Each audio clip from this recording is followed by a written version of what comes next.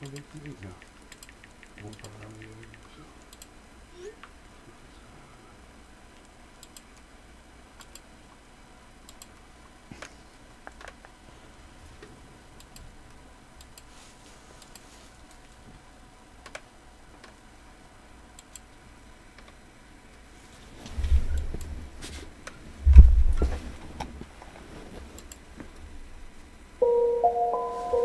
to my hood.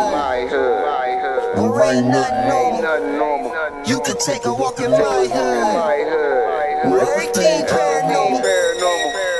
Everything paranormal. If you're scared of dying, we got something for you. Open up the door, you can be immortal. If you really try to ride, step into the buckle up. I'ma show you where it's at. We gon' burn a couple blunts, we gon' pop a couple caps. I ain't talking about 4-5s from the strap. Psilocybin driving, so we headed off the map. What you know about? Tasting color, seeing sound with a crystallize. Turning nothing into something when we alchemize. Vandalize the lies with the truth. Ain't nobody wanna take shots to this proof. All we ever wanted was the answers. Looking for unique, but our vision keep us phantom. Phantom black man, ghost writing in a pentagram. I'm from the place where our thoughts meet the program. Not too many open to the power that they hold. Just know that when we shine, it's the reflection of your soul. Supreme beings moving, watch the galaxy implode. We are not alone. If you not normal, welcome home. Yeah. Welcome to my hood. Where ain't nothing normal. You can take a walk in my hood. Where everything paranormal. Everything paranormal. If you're scared of dying, we got something for you. Open up the door, you can be immortal. If you really try to rise, step into the I gotta hold on to this feeling. I'll be seeing visions through the folds of the prism. Projecting all wishes, anything I want is given. Paranormal vision, you can call it supervision. Control the superstition, make them wonder how we do it. They seen us in the mud, now we out here making music with the paranormal movement that's stronger than what you deal with. If Jesus was just a fraud, then hallelujah for Judas. Caesar is not the mob, so it just had to be Brutus. They hate when we on our job, cause persecution is useless. Proof that what we doing is more than just making music. Utilizing the truth, drop it off in the hood, showing what's really good. The feeling is understood. We don't just what it means to get it by all means. Supreme beings moving, watch reality explode. We are not alone. If you not normal, welcome home. Yeah. Welcome to my hood. Where ain't nothing normal. You can take a walk in my hood. Where everything paranormal. Everything paranormal. If you're scared of dying, something for you. Open up the door, you can be immortal. If you really try to rise, step into the portal. It's our theme music. Every good hero should have some. You know what I'm saying? You feel me?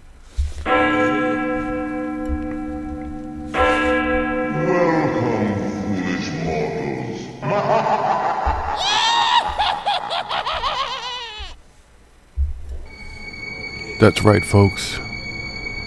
Are you sitting down? Are you somewhere in your home, relaxing, in the dark, wondering what's on the other side of that dark? Are you frightened? Are you in a place where this experience can possibly take you to another dimension, another world, another place, another time, maybe the distant future or the near past? Alright, I'm gonna stop fucking with y'all. What's Hood Hoodies? Welcome to the Thursday night. It's Paranormal Hood Live. We're live and direct in the God of Knowledge studio. I'm your host, Jiggy. Got some Rev guests. J. What's up, Rev? What up, Cuddy? Just say what's up. I don't know, is your mic working? What's going on with you? All right, yeah. My cousin's up here sitting in with us. You know, we don't use government names around here. Smoke King and Beyond the Maze is taking some business. You know what I'm saying? Handling what we got to do here in the studio. But it's good to see you. Good to see some folks in the chat. What's up, Cody? How you doing, brother? Creative Alliance. Peace, peace, peace. Thank you for joining us early, folks. I know we just got on. We about to rock out and do what we do here in the God of Knowledge studios. Like I say, every other day feels like Thursday to me. I feel like I was just here having a conversation with y'all last week. I don't know, man. Maybe I'm always time traveling. Maybe time is speeding up or something. But whatever it is, anybody who's new, feel free to speak as you like, look around, get comfortable. What happened? Well, we try to reconnect you. I don't know. I don't know. Sorry. From our end, I don't know. Chat should be back up. Sorry, folks. I don't know what's going on. Might be YouTube acting up. You might not see the error message, but we see it. So that's what I was just acknowledging. But yeah, look around, get wet, sit on the couch if you want. You can come chill here in the studio with your astral projection self, bring yourself here, and enjoy the experience. The folks who get to have this experience, they know it's always fun. Right, Rev J? Yeah, man. So what's up, YouTube? Also, what's up, Periscope? Now, folks on Periscope, just to let you know who's watching, we cannot see your chat. If you want to chat, you have anything to say about what you hear us talking about, well, you guys are with us, because you don't get to have the whole experience. You get to probably rock out till we finish the news and stuff, and then we disconnect you, or we take a break. We might come back, but you can go to YouTube, ParanormalHooD Live Radio. That's the best place to see the chat, because I can literally see the chat on a big-ass screen in front of me, on a big-ass screen next to me. I cannot see the Periscope chat. So if you want to be more part of the show, please head over to YouTube. We are live there, and you can chat and be a part of the experience. Yeah, baby. Oh. Sorry, I had to blow out some smoke. You know how we like to keep it smoky in here. Keep it live, keep it real. Tonight we're going to be talking about cryptozoology.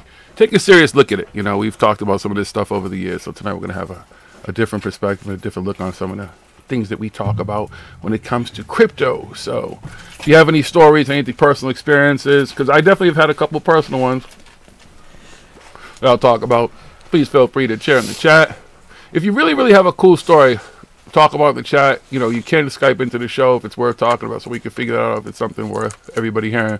But yeah, if you know anything about what we're talking about, or you don't, you might learn about some stuff, because every time we do a crypto show, I learn about some fucking species of creature I ain't never heard of, or some story or lore or legend, you know what I'm saying, from Bigfoot on down, chupacabras. What's the latest one I heard? Champ. You know anything about Champ? What, from Lake Champlain? Yeah. So this is the same thing as that. Yeah, that's what I'm saying. All these different things that show up. But like New York, yeah. But say that again. Like what? New York. New York. What are you chewing? Starburst? So is that candy? Yeah. So your yak is even longer. Mambas, right? Mambas, if you say so. Wait, that's pretty much a bigger fucking version of a Starburst, right? Well, yeah, it's in the yak. Yeah, man. Yeah. Okay. Go Patriots this weekend. But yeah, so tonight it's all things cryptozoology. So feel free to in the chat, let us know if you have any personal stories, whatever, anything that you've encountered over the years that may be weird or odd or strange or crypto. Because we've definitely had some experiences. We don't know if we can explain them what they were. All right? Okay. So, explain how the show works.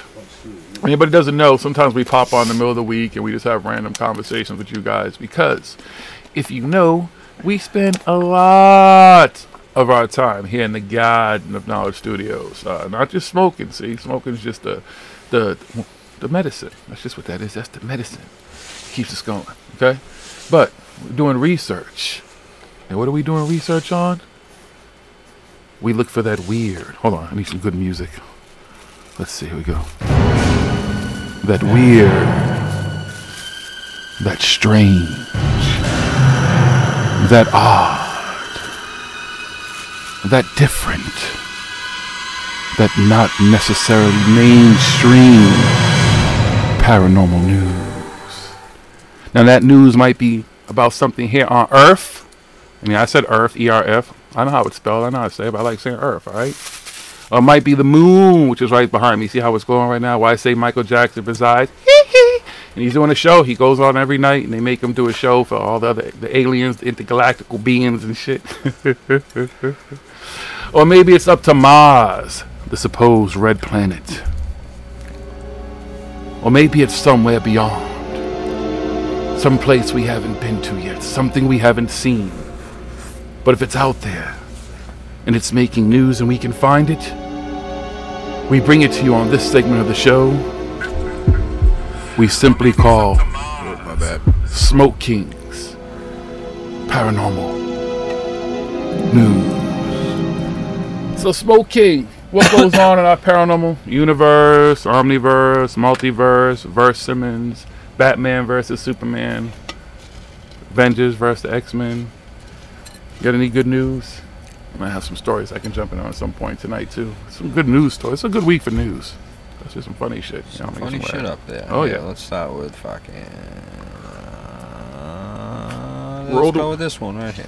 Press the wheel. Want me to press the wheel for you? See what the wheel tells you to start with? Yeah, I got one right here. All right. I can finish rolling this in a minute. We already got one going around. People rolling. Let's see here. CERN plans for 100-kilometer collider. And it makes the Large Hadron Collider look like a hula hoop. We all gonna die, y'all! They trying to kill us! They trying to make us super ass. Actually, I would say the new one would look like a hula hoop, and the old one would look like a Cheerio in comparison to the new one. Damn. It's over, okay, y'all. So that's just put it in perspective. You have a hula hoop, that's the new one, and the old one, CERN, the Large Hadron Collider, is a Cheerio. That's how big of a difference they are. That's like saying you started with a scooter, and now you end up with a battleship. Pretty much. So the Large Hadron Collider has produced a great deal of incredible science, most famously the Higgs boson. But physicists at CERN, the international organization behind the Large Hadron Collider, are already looking forward to the next model. In the proposed future circular collider, a 100-kilometer or 62-mile around would be quite an upgrade. Excuse me, folks. The idea isn't new. CERN has had people looking into it for years, but the conceptual design report issued today shows that all that consulting hasn't been idle. There's a relative, cohesive, and practical plan. As practical and particle colliders can be, and a decent case for spending the $21 billion or so that it would be needed to build this. These kinds of the largest scale effort in projects are huge starters for networking, connecting institutes across borders, countries.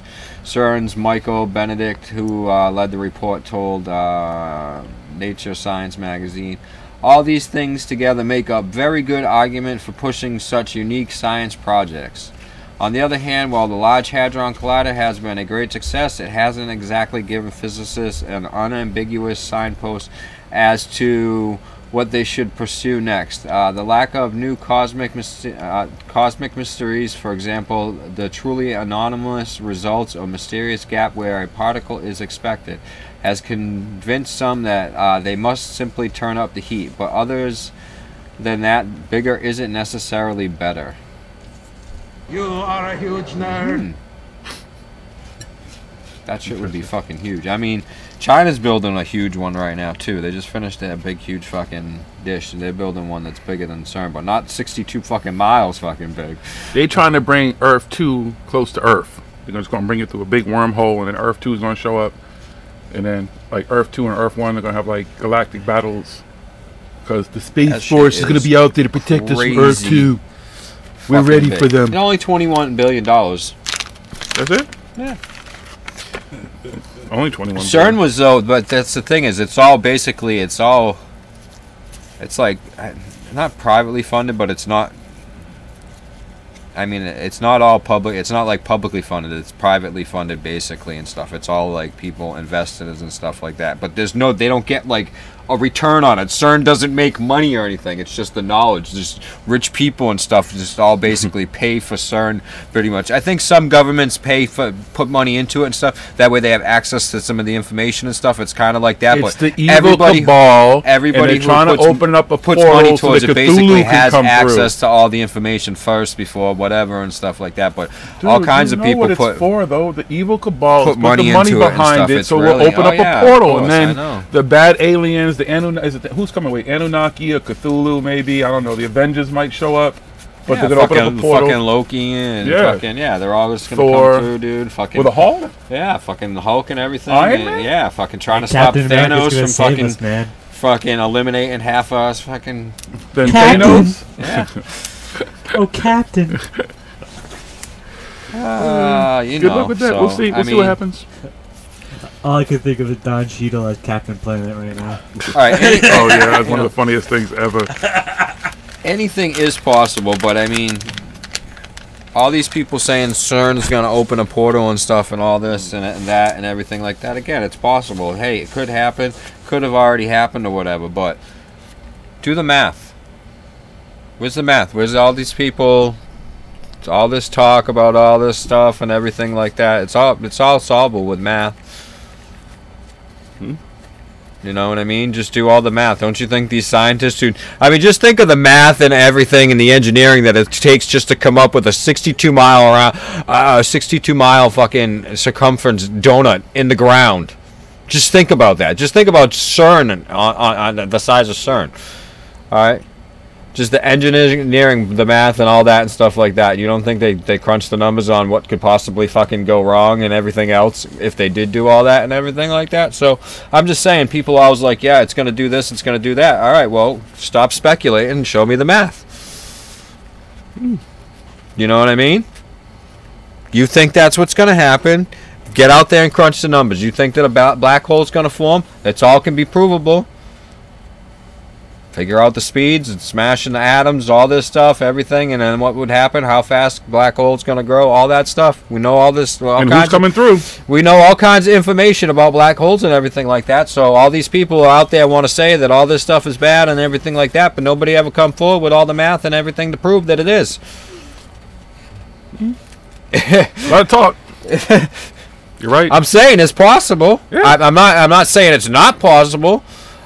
You know what I mean? But I'm not over here. I'm not a mathematician and stuff, and a physicist and all ththese other things. I'm not up here doing equations and shit like that. Now I can do it. I mean, it's gonna take a while, but you know what I mean.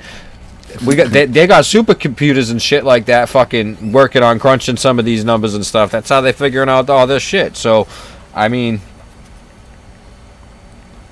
I'll gladly look at any numbers and any information y'all want to fucking present.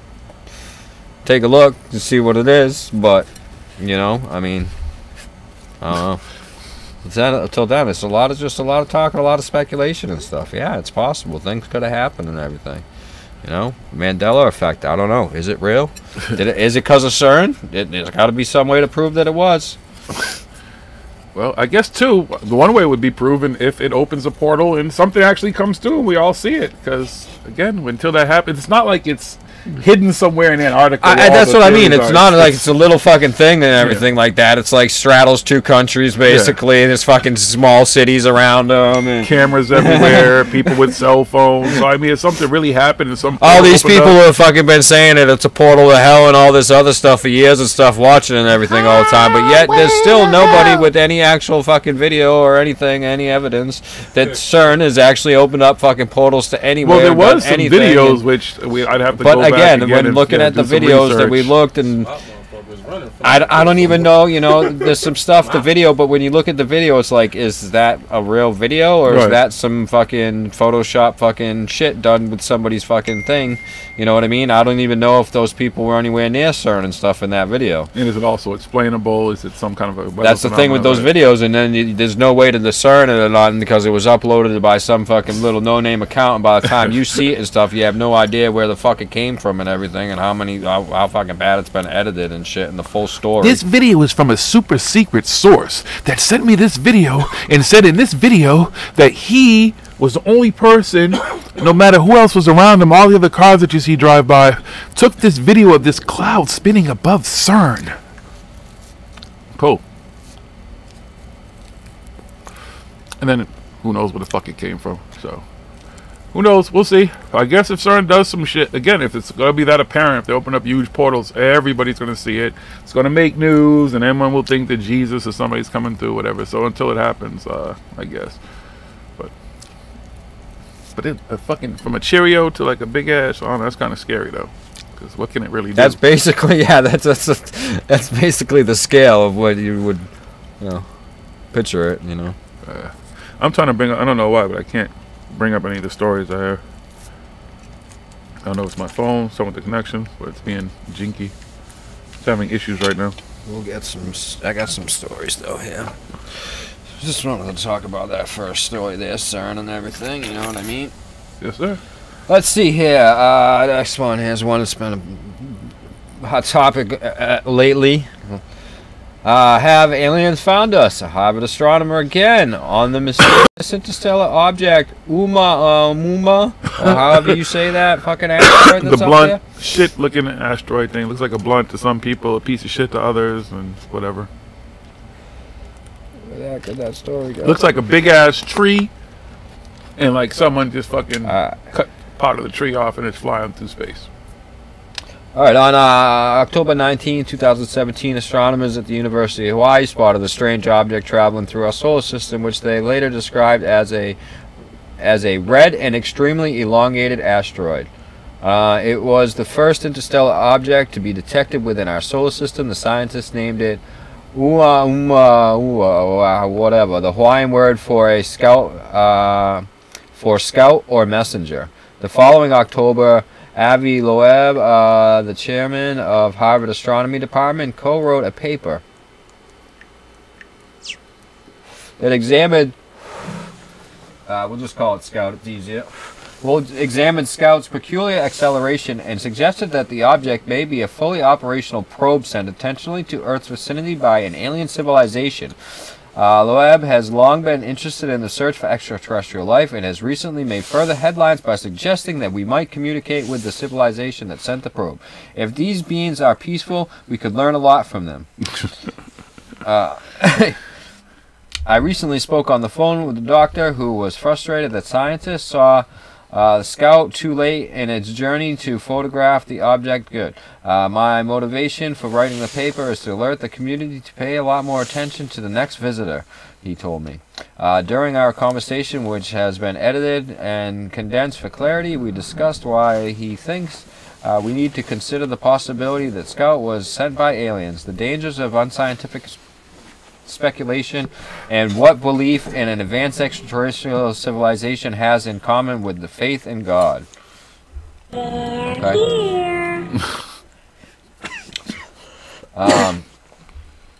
Your explanation of why Scout might be an interstellar probe may be hard for the lay people to understand. Why might this be the case beyond the fact that lots of things are possible? And the doctor goes on to say that there is a Scientific American article I wrote where I summarized 6 strange facts about Scout. The first one is that we didn't expect this object to exist in the first place. We see the solar system and we can calculate at what rate it ejected rocks during its history. And if we assume all planetary systems around other stars are doing the same thing, we can figure out what the population of interstellar objects should be. This calculation results in a lot of possibilities, but the range is much less than needed to explain the discovery of the Scout. There is another peculiar fact about this object. When you look at all the stars in the vicinity of the sun, they move relative to the sun, and the sun moves relative to them. But only 1 in 500 stars in that frame is moving as slow as Scout. You would expect that most rocks would move roughly at the speed of the star they came from. If this object came from another star, that star would have to be very, very special. What are some other strange facts? When it was discovered, we realized it spins every 8 hours and its brightness changed by at least a factor of 10.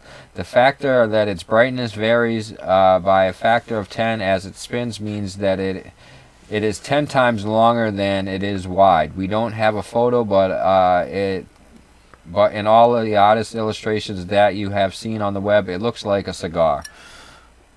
That's one possibility, but it's also possible that it's a pancake-like geometry, and in fact, that it is.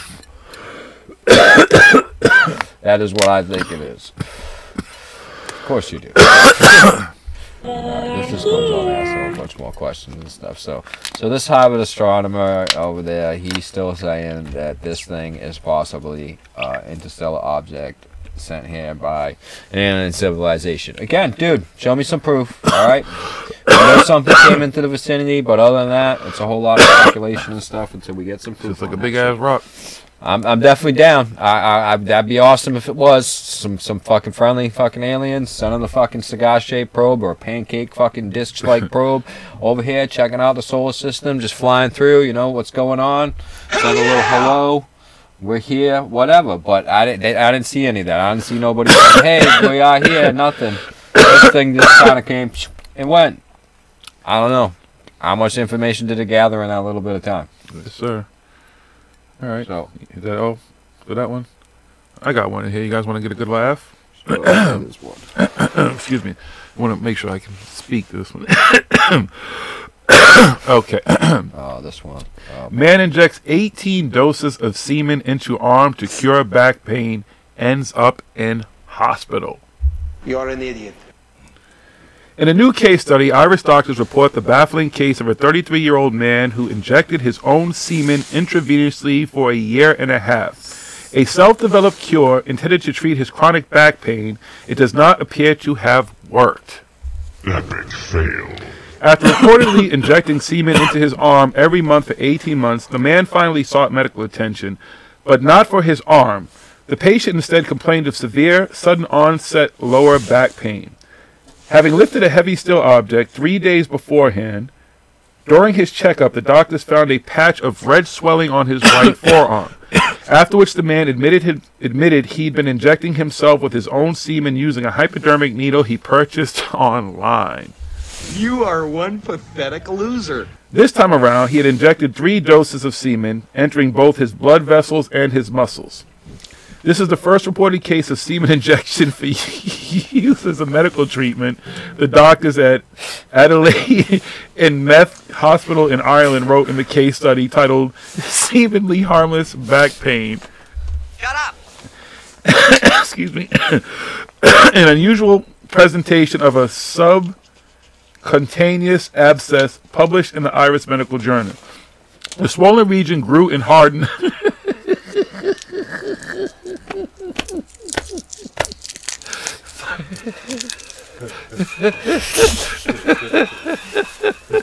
Sorry. I'm just glad to hear it was his own semen there for a second. I was like, oh my god, dude, is he injecting that much semen in him? But it said the growing region Thank grew. you. But the growing region grew. I didn't want to even think about it. That's some crazy shit. Wait, but it grew and hardened. Like the area it grew and it got hard. Around the area. Just that one arm. Okay, I'm trying to just read this. Around the area in his arm where he'd injected his semen. An x-ray revealed an area of trapped air beneath the man's skin. The doctors immediately hospitalized the patient, treating him with an intravenous antimicrobial therapy. After the patient's back pain improved, he discharged himself. The doctors performed a search of the medical literature and beyond, revealing not a single case of intravenous semen injection for back pain, according to the case study. He kept doing it. He didn't. It wasn't doing anything for him, and he continued to do it for a year and a half. Like I could see if he did it the first time, and he's like, "Oh fuck my back! I feel like I'm a fucking teenager again and shit." Wow, look at this. He's fucking doing fucking flips and stuff and everything. He's like, "This is amazing." Although but no, nothing happened. His back still hurt, and he's like, "Oh, let me try it again." All right, the second time he starts doing backflips and shit like that. All right, cool, keep doing it. But nothing happened the second time. So a third time he fucking injected it. All right, continue the story. Although there is a report of the effects of subcutaneous semen injection into rats and rabbits, there was no case of intravenous semen injection into humans found across the literature. A search of more eclectic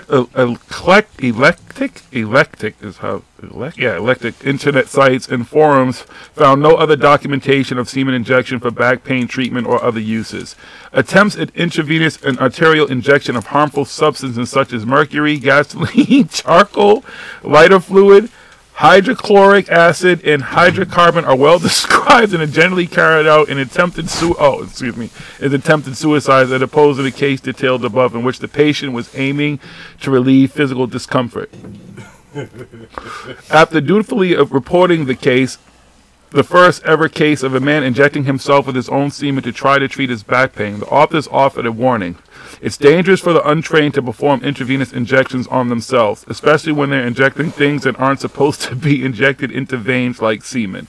This isn't the first time we've seen something like this. Perhaps this case reminds you of Aaron Trawick, the deceased biohacker who once gave himself an unregulated herpes treatment in front of a crowd. The doctors behind the new case study note that the semen injection patient demonstrates the risk of experimenting on yourself prior to safety assessed clinical research. Wow. My man gets the award.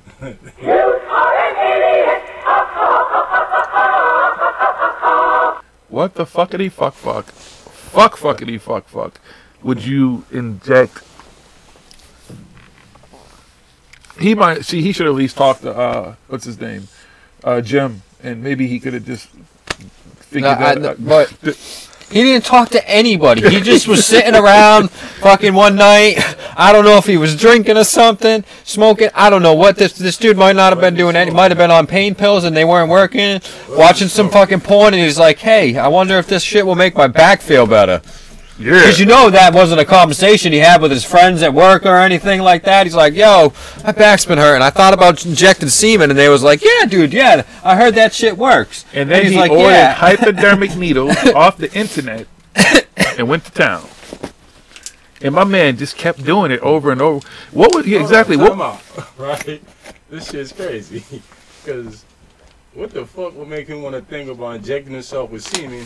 And how the fuck was he just sitting on the toilet shitting and jerking? Right, like what was it? Because usually, you know, he must have did it. I mean, that part he must have just did it in a cup, just shot it in a cup and sucked it up with a syringe and stuff. I mean, syringes, you can buy syringes online, fucking all the time. They're sterile, clean, and everything like that. So that's not anything like. I mean, I fucking got a shitload of syringes upstairs, fucking. All I can think is of the Ben Stiller movie where he does it. It's in his hair, and it's like, oh, this is good for my hair. Something about Mary. So maybe that guy watched that and said, oh, maybe it'll be good for my my back.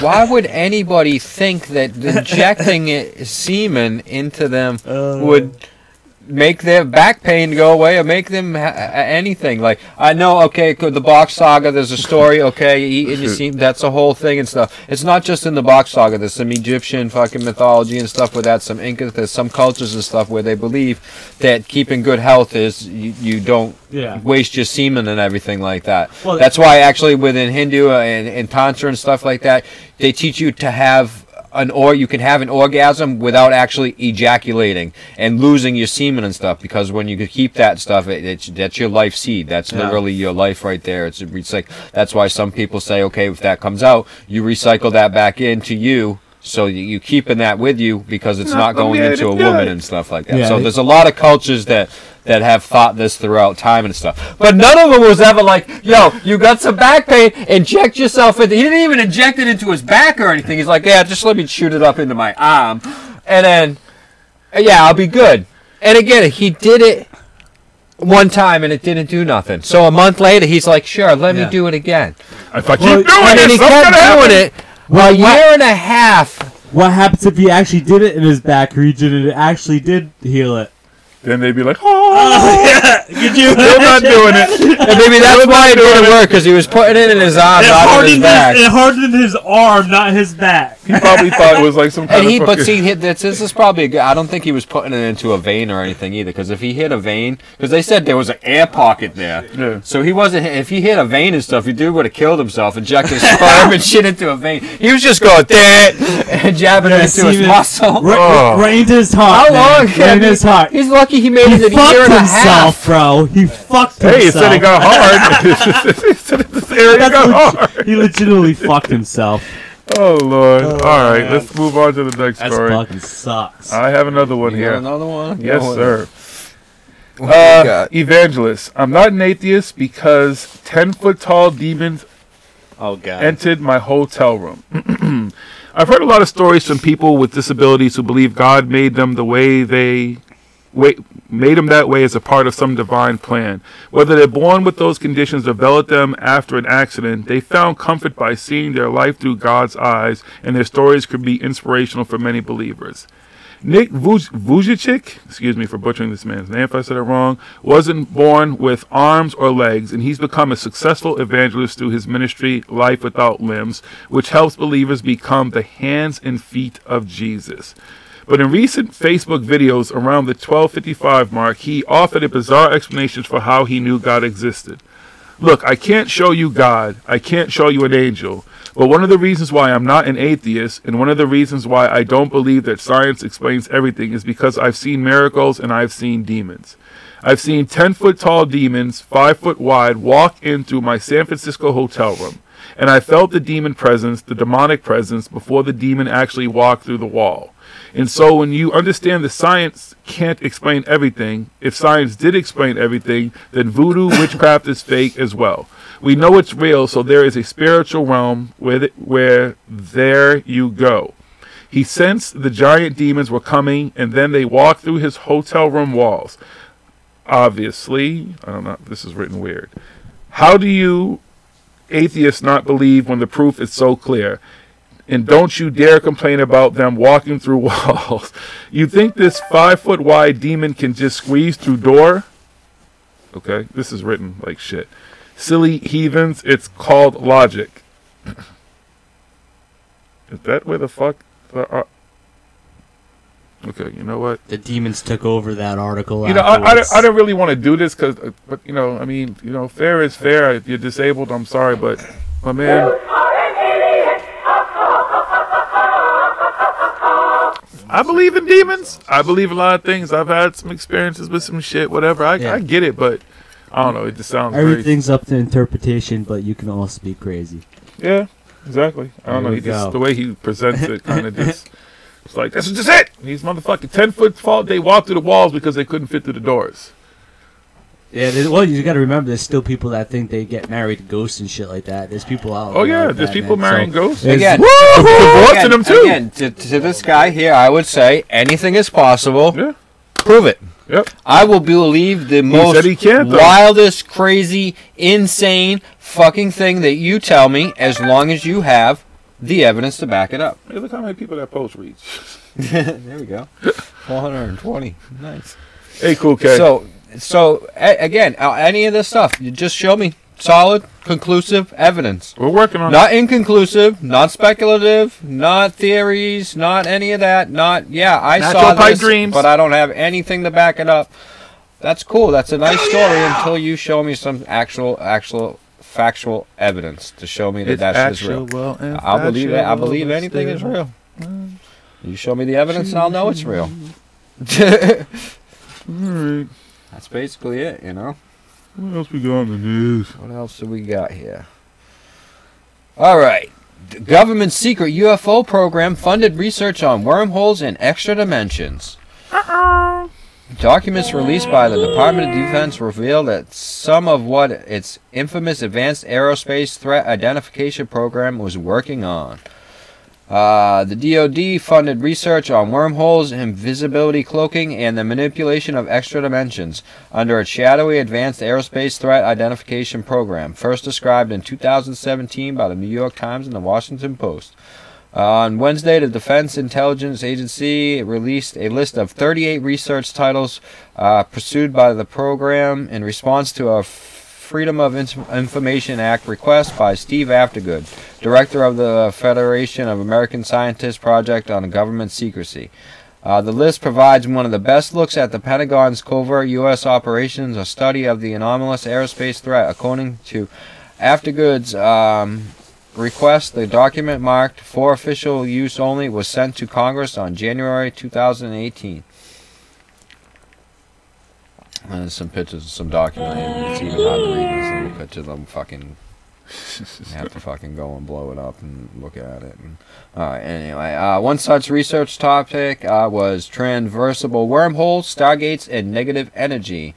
Was led by Eric W. Davis of Earth Tech International, Inc., which describes itself as a facility exploring the forefront reaches of science and engineering, with interest in theories of space-time, studies of the quantum vacuum, and the search for extraterrestrial intelligence. Another project called Invisibility Cloaking was helmed by German scientists Olaf Leonhardt, I don't know, Professor at Weizmann Institute of Science in Israel, Leonards, whatever his name is. Research pertains to theoretical quantum optics. In 2006, his work on theoretically creating an invisible hole in space inside which objects can be hidden was cited by Nature.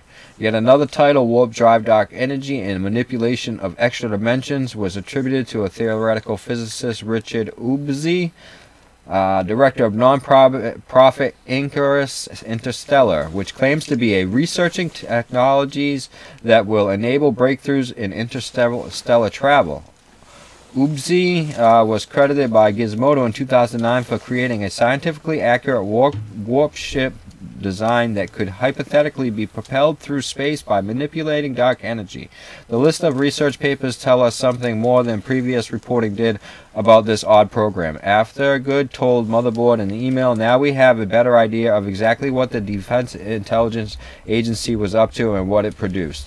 Other items are tantalizing, vague, since we only have one-line descriptions of their scope.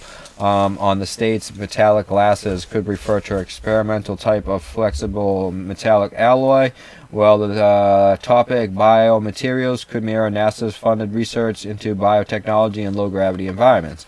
The Pentagon document, however, while full of speculative ideas that seem better suited for science fiction, suggests the program was more than just chasing UFOs. It sounds like they were trying to build them. So are they chasing them or are they just trying to build them?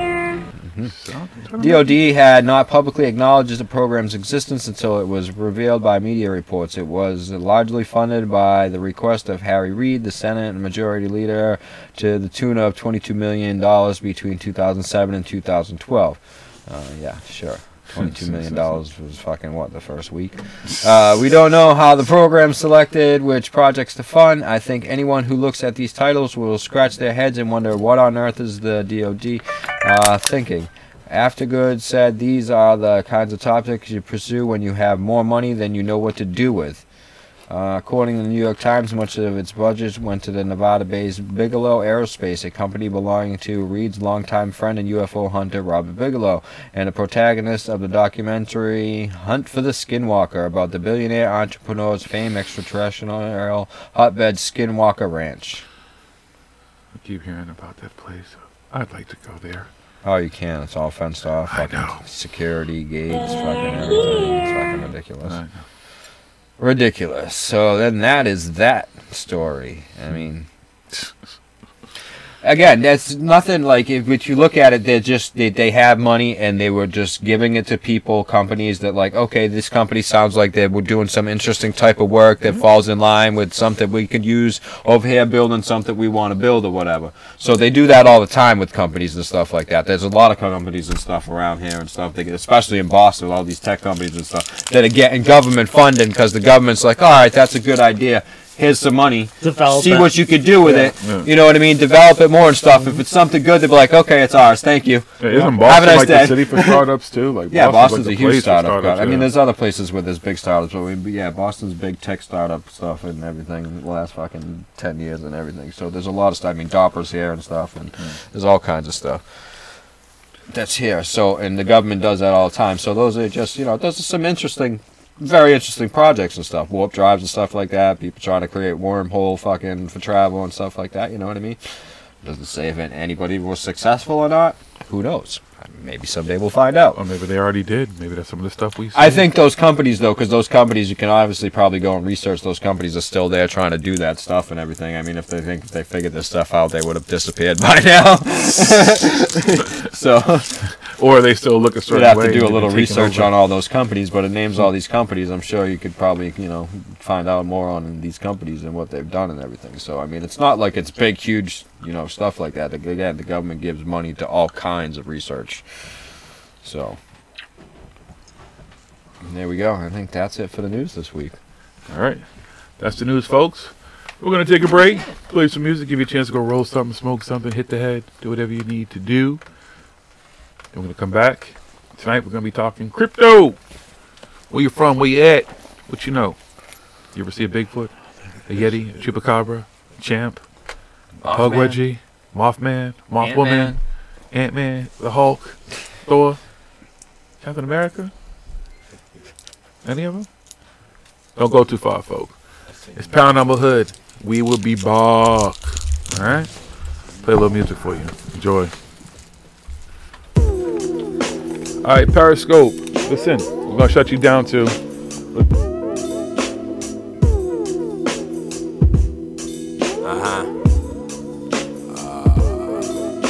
Diving in, I'm off the high board. Man, I'm off the Richter like I sniffed a Fisher. How I tip the scale, shit we do be superhuman, probably cyborg. I've been around you cannot fathom and you need to dive more. When a sexual weed, you already need to die more. Times couple more, times couple more. 14 times knocking at the front door. Then the monsters open, take me into they home. Pull from underneath the bed, shine me up on my chrome. Like I'm Joel up in a loaded on my neck, huh? Shamalama Kushnama, let's be ready. Shamalama Kushna, you're not ready. Fuck a master teacher, fuck debates and shit. Might as well be preaching, might as well be collecting plates and shit. I ride the highway of information, literally. Mushrooms and Kundalini, DMT, I feel my chi. Rising to the top, I be like Satna, I'm my fucking G. Guru, guru, guru, Naga watch me notch my stature up. Guru, guru, guru, guru, watch a Naga level up. Kung Fu. I think I'm out my mind, 'cause I'm about to climb to the top of this mountain, to get to the other side. Water fountains, I think I'm out my mind, 'cause I'm about to climb to the top of this mountain, to get to the other side with water fountains.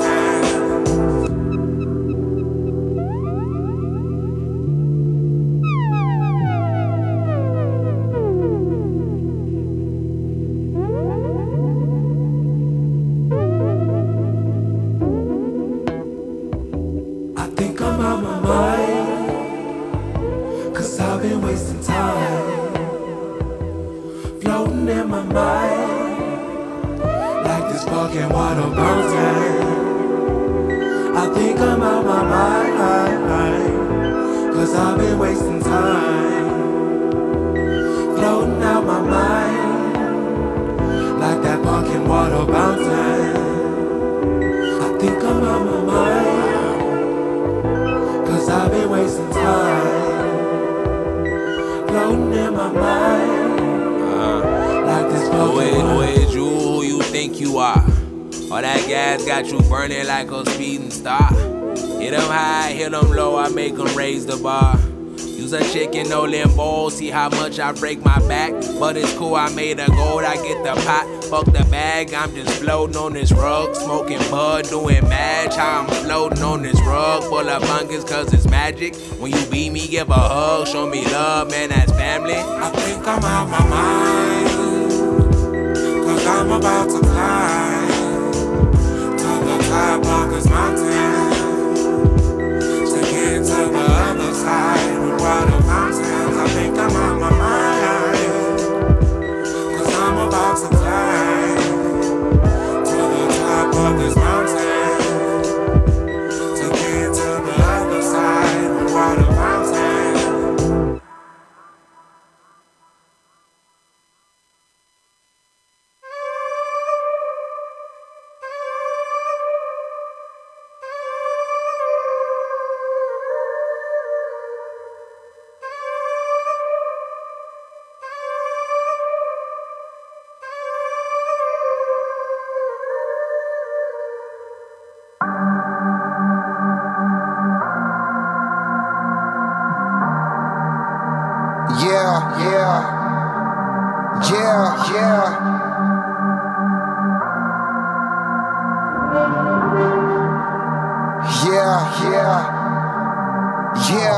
Look at me, I'm the one that you came for. I'm everything you ever wanted, no change though. I'm the cheddar, the green, the guap and the cream, the bread and the butter, but man make the dough. I'm the reason niggas kill folk and make the lies that you call true. I'm the reason why they call troops and drop bombs on the land till they call truce. I'm the false truth. The American dream ain't nothing it seems until you believe and make me your king. Be slaved by me and these shackles are free. And they got diamonds, man, look how they bling. I'm the reason why they rap and the reason why they sing. And why niggas told gas just to jack everything. I'm your purpose for living, forget everything but my lies are our truth. Their lies are truth. If you catch us still alive on a ride, I'll provide you with truth. Just listen to the lies are our truth. Their lies are truth. Why you waiting on God to decide and finally realize it was all just a lie? I got my eye on you too, making sure you brainwashed through the YouTube. I'ma get your kids lost in the most views, show them how I boss move, trying to fit a guy's shoes. Spitting bars, no lawsuit, but when the consequences fall through, watch it all fall down till the goat don't move. As the violence ensues, I'll broadcast it all on the news and tell you there's no choice but lose, and tell you there's no voice but that of my own. If you value your own, stay quiet or get silenced like phones. I am all in your home, I control what you do, what to buy and consume. I make truth out of lies, and if you don't comply, I send Jacqueline Hyde to make sure that you die. Their lies are true. Their lies are our truth. If you catch us in the lie, wanna ride, I provide you with truth. Just listen to the lies. Their lies are our truth. Their lies are true. Why you waiting on God to decide and finally realize it was all just a lie? How you living is a lie. What you dreaming is a lie. What is best, how you dress, the power is sex. Even every choice is different, false pretense. Because their lies are our truth. Their lies are truth. Why you waiting on God to decide and finally realize it was all just a lie? Say goodbye to everything you knew. You're now faced with the demon in you. I'm the evil that you try to hide. Those thoughts of suicide, homicide, genocide. I'm hated, it's more masochistic. Hades couldn't fathom this shit. I'm the reason why grip exists, bitch. Put me in the room with the purest. Betty coming out like Judas. Show me all the truth and I shoot it. Put holes in the honest man movement, cause the honest man stupid, yeah, the honest man useless. Ain't no money in the truth, and the love of money is my root. So as long as you dummies stay hungry for the bread like seagulls, I'ma spread evil on the wings of an eagle. I used to be arrows and olives, now it's money and power. I took heroes and scholars and turned them to villains and martyrs. I'm a limitless author. Watch you paint a pic so sick for the blood of your kin and the tears of revenge. Watch my masterpiece unfold in the end. Here, you can see it better if you sitting on these rims. And I'll give you all of this money so you can have all of the influence. And I'll think it's all just so funny cause I gave you the truth. Now look what you do with it. Exactly what I wanted. Keep frontin', hoping eventually it'll mean something. Cause when it's all said and done with, I'll remain to do the same to the next generation of lames that can't love. Their lies are truth. Their lies are our truth. If you catch us in the lie, wanna ride, I'll provide you with truth. Just listen to the lies. Their lies are our truth. Their lies are truth. Why you waiting on God to decide and finally realize it was all just a lie? How you living is a lie. What you dreaming is a lie. What is best, how you dress, the power is sex. Even every choice is different, false pretense. Because their lies are our truth. Their lies are truth. Why you waiting on God to decide and finally realize it was all just a lie?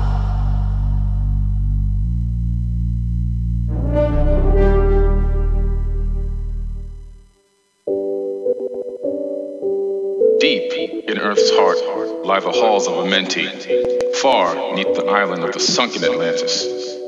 Halls of the dead and halls of the living, bathed in the fire of the infinite fall.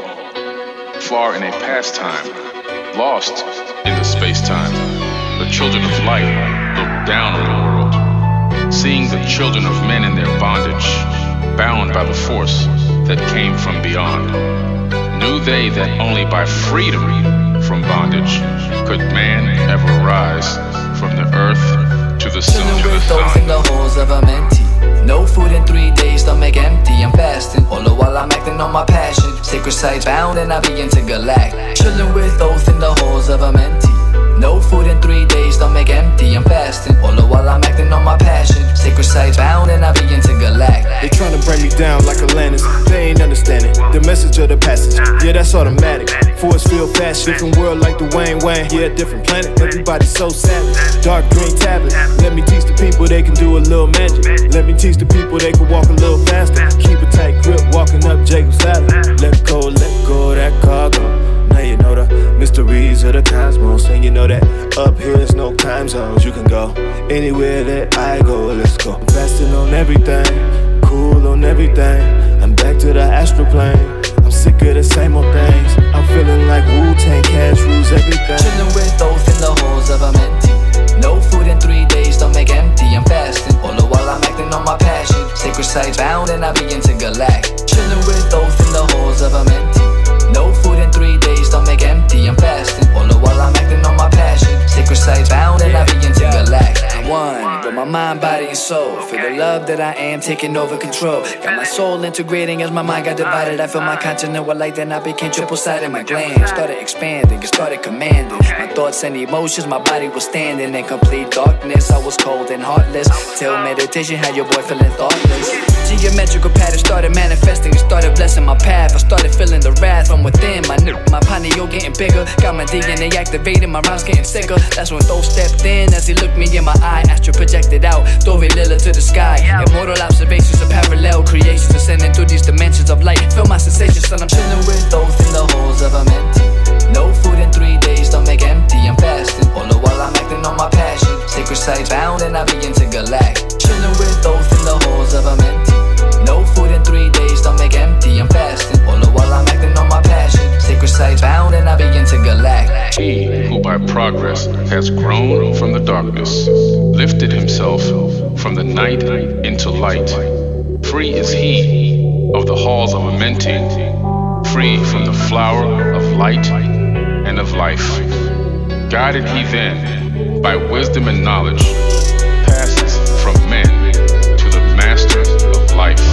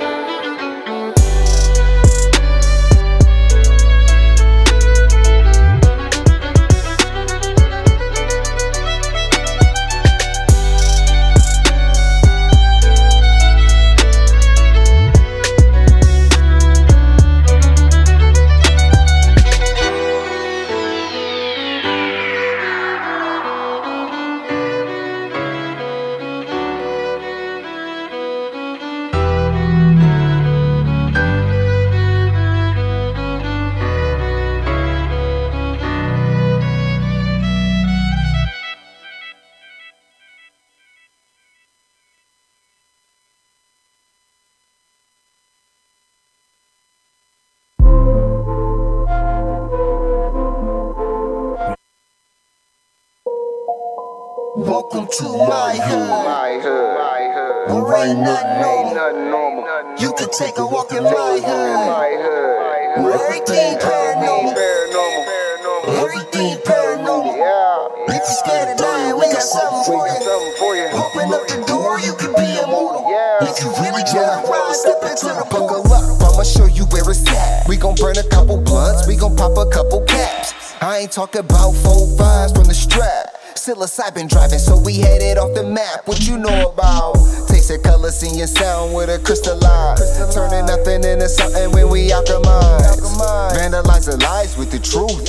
Ain't nobody wanna take shots at this proof. All we ever wanted was the answers. Looking for unique, but our vision keep us phantom. Phantom black man, ghost writing in a pentagram. I'm from the place where our thoughts meet the program. Not too many open to the power that they hold. Just know that when we shine, it's the reflection of your soul. Supreme beings moving, watch the galaxy implode. We are not alone. If you not normal, welcome home. Yeah. Welcome to my hood. or ain't nothing normal. You can take a walk in my hood. Where everything paranormal. Everything paranormal. If you're scared of dying, we got something for you. Open up the door, you can be immortal. If you really trying to rise up into the I gotta hold on to this feeling.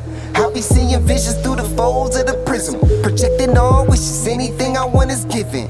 Paranormal vision, you can call it supervision. Control the superstition, make them wonder how we do it. They seen us in the mud, now we out here making music with the paranormal movement that's stronger than what you deal with. If Jesus was just a fraud, then hallelujah for Judas. Was not the mob, so it just had to be Brutus. They hate when we on our job, cause persecution is useless. Proof that what we doing is more than just making music. Utilizing the truth, drop it off in the hood. Showing what's really good, the feeling is understood. We don't just what it means to get it by all means. Supreme beings move and watch reality explode.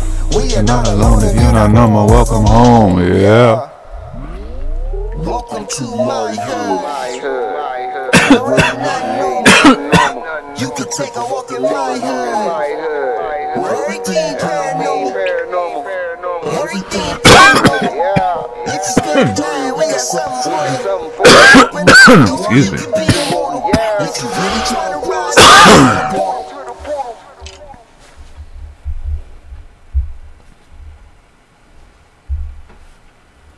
This is Billy Carson, aka Forbidden Knowledge, and you're listening to ParanormalHooD Live Radio. They are the paranormal voice of the hood. Trying to grab the things, dude. Huh? The thing to pass it. We have a thing like this, like fucking, you know. Hi, this is Jace, and you're listening to my favorite radio show, ParanormalHooD Live. Oh shit! Yeah, if you guys want to use it.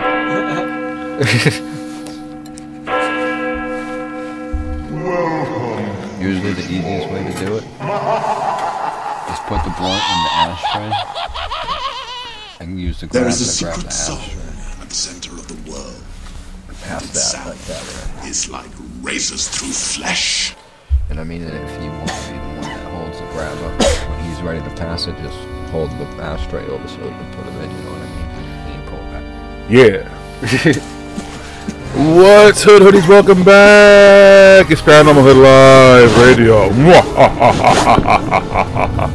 We are live and direct in the Garden of Knowledge Studios, and I am your host, Jiggy. Up smoking. Grab Jay. Cuddy over there. He's over there rolling up. We back. We're live and direct.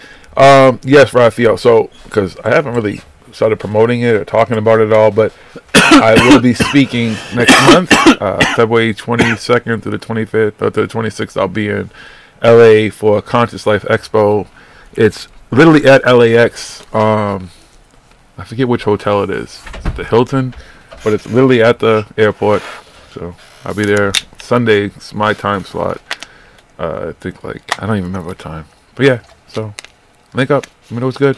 Email me or something. Raphael, I don't know if, like, you're on any social media or whatever. I don't ever really think I see you here, but if you are, whatever, or email me or something, whatever, so we can, you know, exchange numbers, whatever. If I don't know how close that is to you, if it's accessible, if you'll be in town, if you'll be around, you can come hear me rant and rave, especially since it's Cali, we can smoke some weed. You feel me? I love Cali weed. I mean, I really do love Cali weed. Cali weed is fucking awesome. Cali weed experience was dope. I told y'all about that dispensary. I walk up in that dispensary, it was like heaven. It's like they open that door, it's like,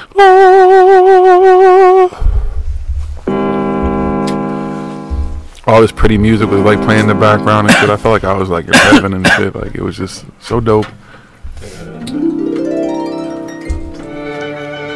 I walked in, they opened the door, and I looked around and I said, my gosh, I've made it to the promised land. It's so beautiful. Look at all these things that I get to choose from. It was like when I was a kid and I'd go into a comic book store, because I'm a comic book nerd, and I would look around and I would say, by golly, there's so many of them here for me to choose from. Well, it was a similar experience at the dispensary. And then the woman proceeded to say to me, how can I help you? What would you like to do? And I said, baby girl, And Jiggy just wants to go up so he can talk to the aliens. And then he just wants to come down so he can go to fuck to sleep. So she said, I'll do you one better. I'm going to sell you what's going to help you talk to those aliens. And then I'm going to give you for free, since it's your first time at dispensary and you look so happy like a kid in a candy store. I'm going to give you that one for free. That's going to help to take you down. It was awesome. And every time I go to a different dispensary, there's always like, if you just do this, you can get this and this off. I'm like, cool, I'm cool, man. You can give me some free shit or whatever, some money off. I'm always fucking. That shit's expensive as fuck. That's cool from the thing being out of state and stuff, because they're like, oh, yeah. Here you go. Trying to get you to be their customer to come back and stuff. Hell yeah. Like, yeah, look at this, man. Make it look so great. But you from the state and everything, they come in and like, yeah, you know the deal.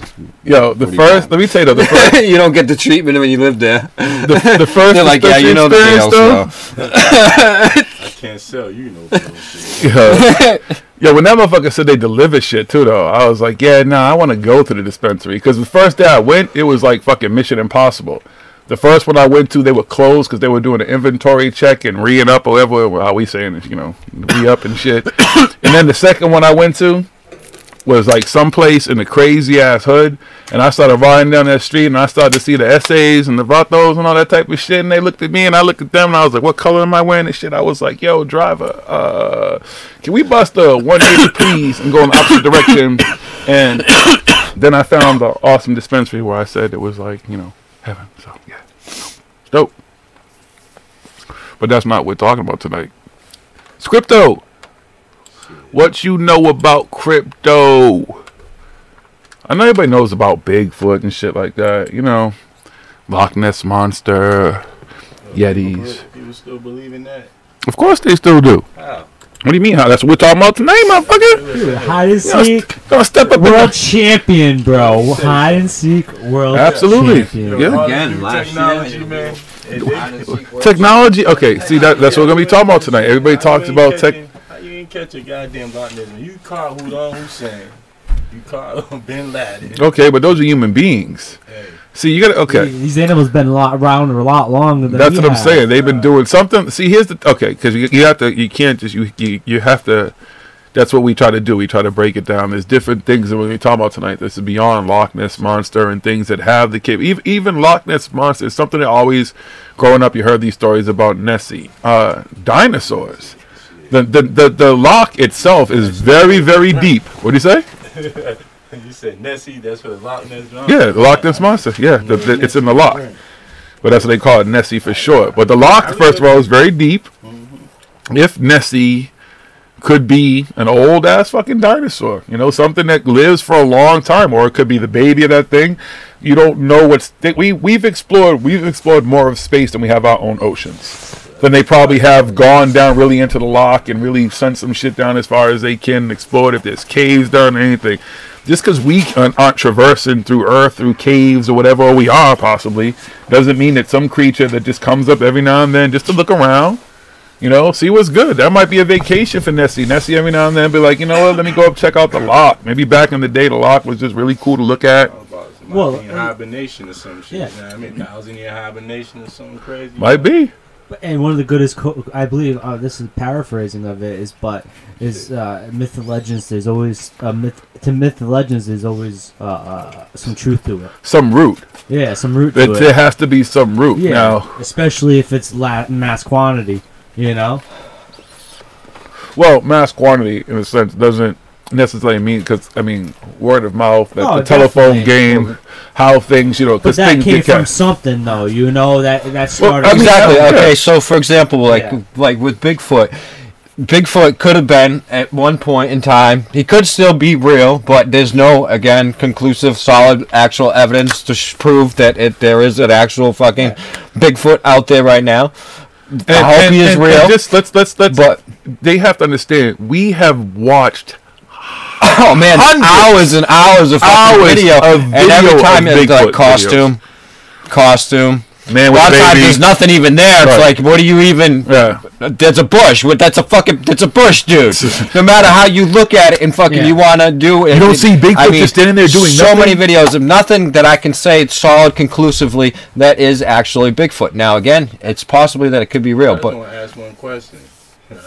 Where the Bigfoots be located at? They got them in Massachusetts? they could be everywhere. There's reported Bigfoot's everywhere and stuff. Right by you. Do you know what the Bridgewater Triangle is? I don't even know where the Bridgewater Okay, well, yeah, the Bridgewater Triangle begins pretty much in Brockton and ends somewhere down in like it covers a whole lot of area and a whole lot of fucking town. I hope my house is outside the triangle. It never. You in Brockton, shit. You ain't outside of nothing. Let me. Just so you know. Hold up. Just so you know. Okay. Brockton to me is probably one of the most haunted and active cities in this fucking country. I fuck all the.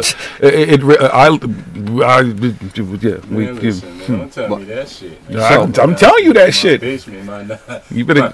I ain't going down there, y'all. The lights went out. You on your own. I'll get out of your basement. You know I ain't scared of no damn basements. And I'm joking. And all I got some smoke. I ain't scared of no ghosts. You know what I mean? That's all I need. Look, hear that lighter? Hear that lighter? Shit, burn his ass. But yo, hundreds. I mean, we've watched so many videos on Bigfoot. But now back to what we were saying though about the legend and stuff, and it has to come from somewhere. So Bigfoot, I could see, okay, because these stories have been passed down for generations, thousands of years.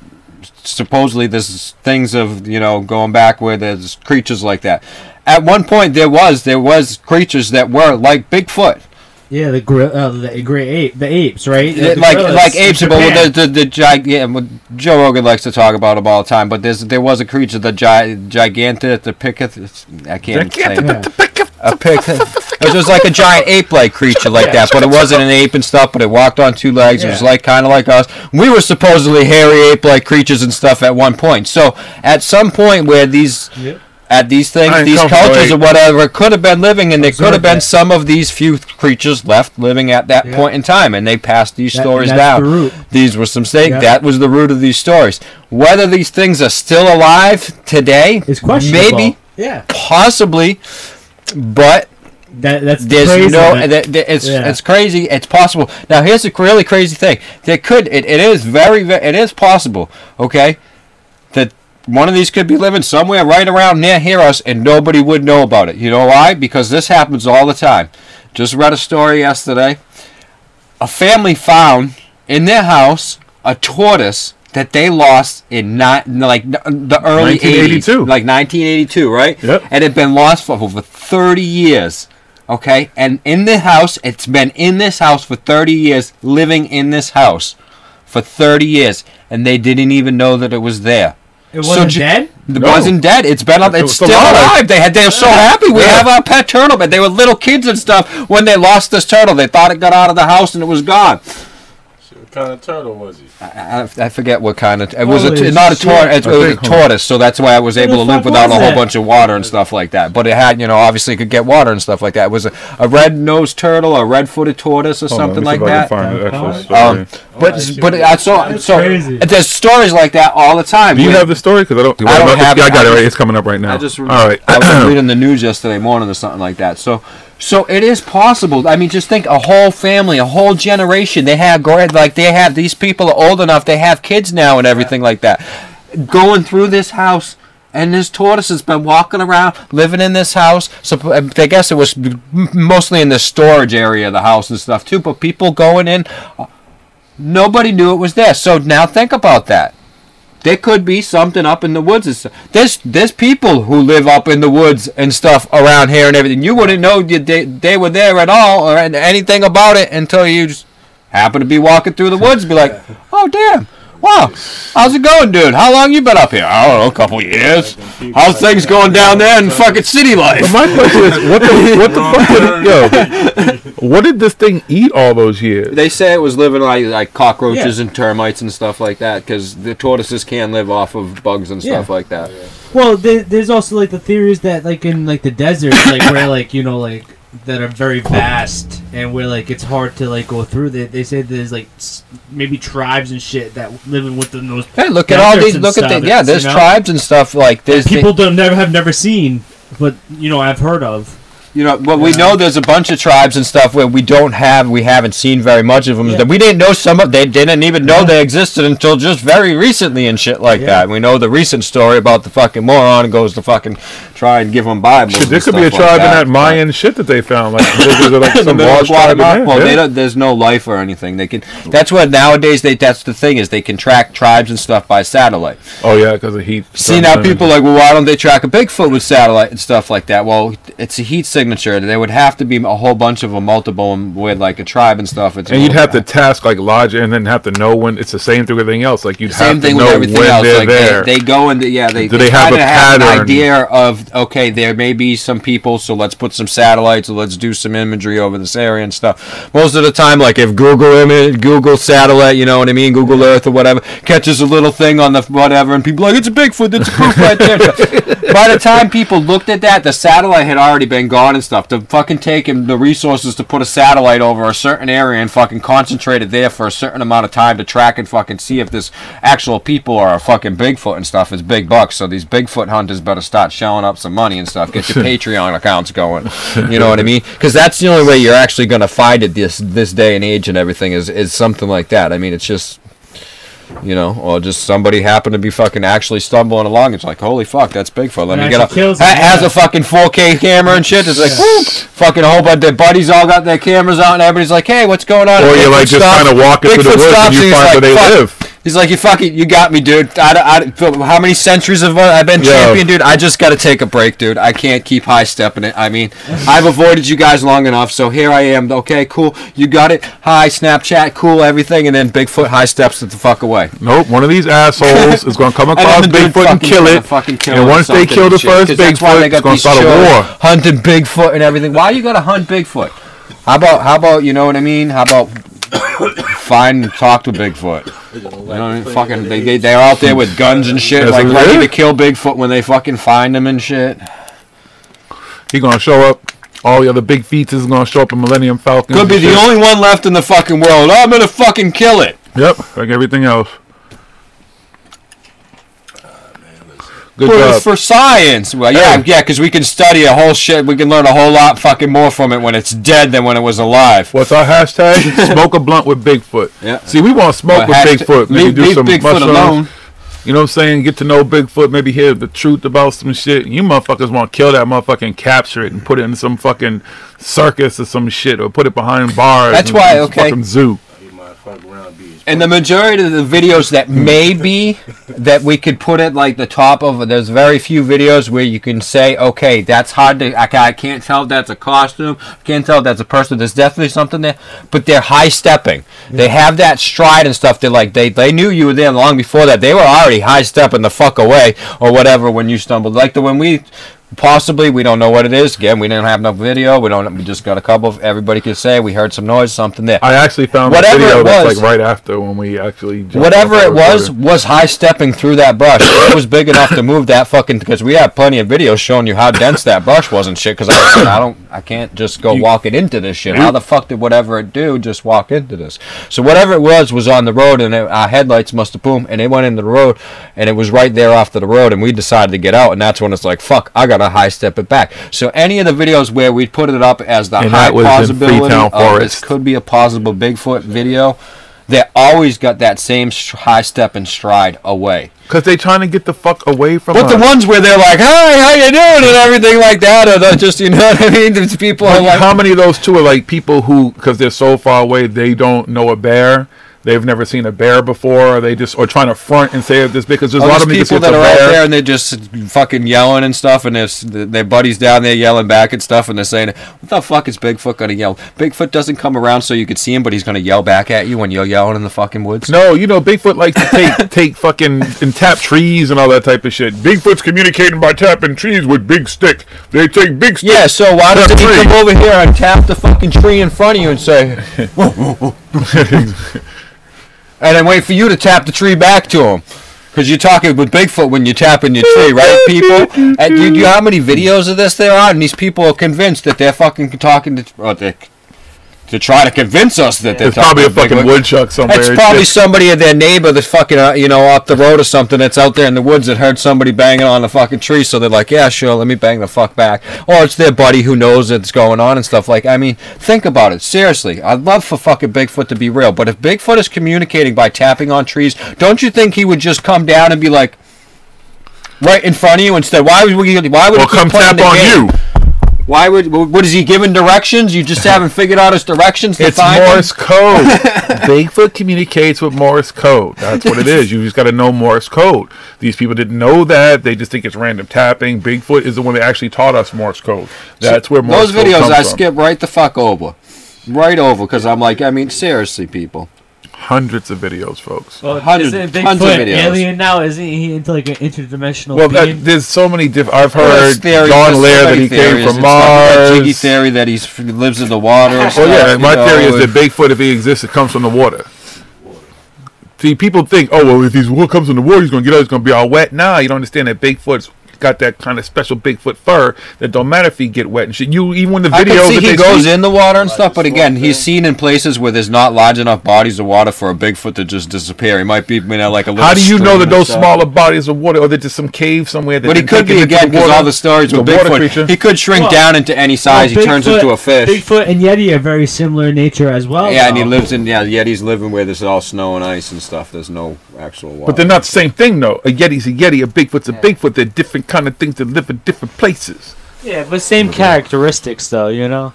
No, they're the same thing. It's just a different geological. Whatever you, area. well, just the like in ones that live in the other areas, Florida, how do you call know it there's the somewhere skunk that they ape, might but get to the it's ice? Bigfoot. They They can just get to the call it the ice. skunk ape. And there's a lot of water in Florida. And shit. A lot of water in Florida. Well, I'm just saying. Let me. Okay, what do they call it? Bigfoot up there? They give it another name. There's a bunch of different names. So they for call it Jiggy. It's just the different regions and stuff of what the people's dialect call it and stuff. The modern English name is Bigfoot. Big El Footo. And you gotta remember the Yeti folklore has been around for since early Hinduism, dude. And Hinduism's mad old. Yeti, man. Sasquatch is a more traditional, more native things with this. I don't know exactly where. El Bigo El Footo. Okay, what the fuck? So again, yeah, there's definitely, I mean, if Bigfoot's always high-stepping in the video way, why the fuck's he talking back to you and fucking these people that are squatch calling, they call it. I call it Like Baba anything's Booey. gonna answer, but anything, a real Bigfoot's gonna answer you back. Like you've never seen a Bigfoot, you've never heard one before in your life and stuff, and you're out there just making noises, and all of a sudden it knows what you're saying and talking back to you. They know the noises the dinosaurs made, right? They actually all those noises. That's just a guess on basically of what the dinosaurs would sound like. Dinosaurs could have been like, hey, my name's Larry Dinosaur. I'd like there's no we don't know what dinosaurs. They just put sounds in there. Dinosaurs might not have made any noise. You know what I mean? It could have just been grunts. Bigfoot probably doesn't make any noise. Bigfoot is probably probably telepathic and just walks around and reads people's minds and communicates in your minds like Professor X and shit. Like, don't be startled. That's why nobody ever Bigfoot. sees him, because he's high stepping away like you can't. Could you see imagine me right dinosaurs now. actually sounding He's like Barney? I'm not the Bigfoot you're looking for. All I want to know is, can I get paid to be a Bigfoot hunter? No. Why? You don't want to hunt Bigfoot. Why would you want to hunt Bigfoot? What did Bigfoot ever do to you? There's a possibility, but it's like fucking getting struck by lightning. You know? I mean, there's some. I want to bridge the gap I don't with know how Bigfoot. much they're making and stuff. Finding Bigfoot, hunting Bigfoot, looking for Bigfoot. That's cool. You want to go out, look for Bigfoot and everything like that. That's cool. We go out, we look anytime I'm up in the woods, even with my son, we're looking out in the woods, see if there's anything, any signs, looking on the ground when there's mud around and stuff. You see any big feet and stuff like that? Anything out here that's out We up in Vermont. We were looking. We were all over that fucking place. if I'm not with my son, we're out in Bigfoot. We were hiking all over, miles and miles all over the place up in Vermont and stuff. And anytime we're smoking a blunt, we offer, if anybody Bigfoot's around, anybody who wants to come over and smoke with us, come and smoke when we're sitting by the fire.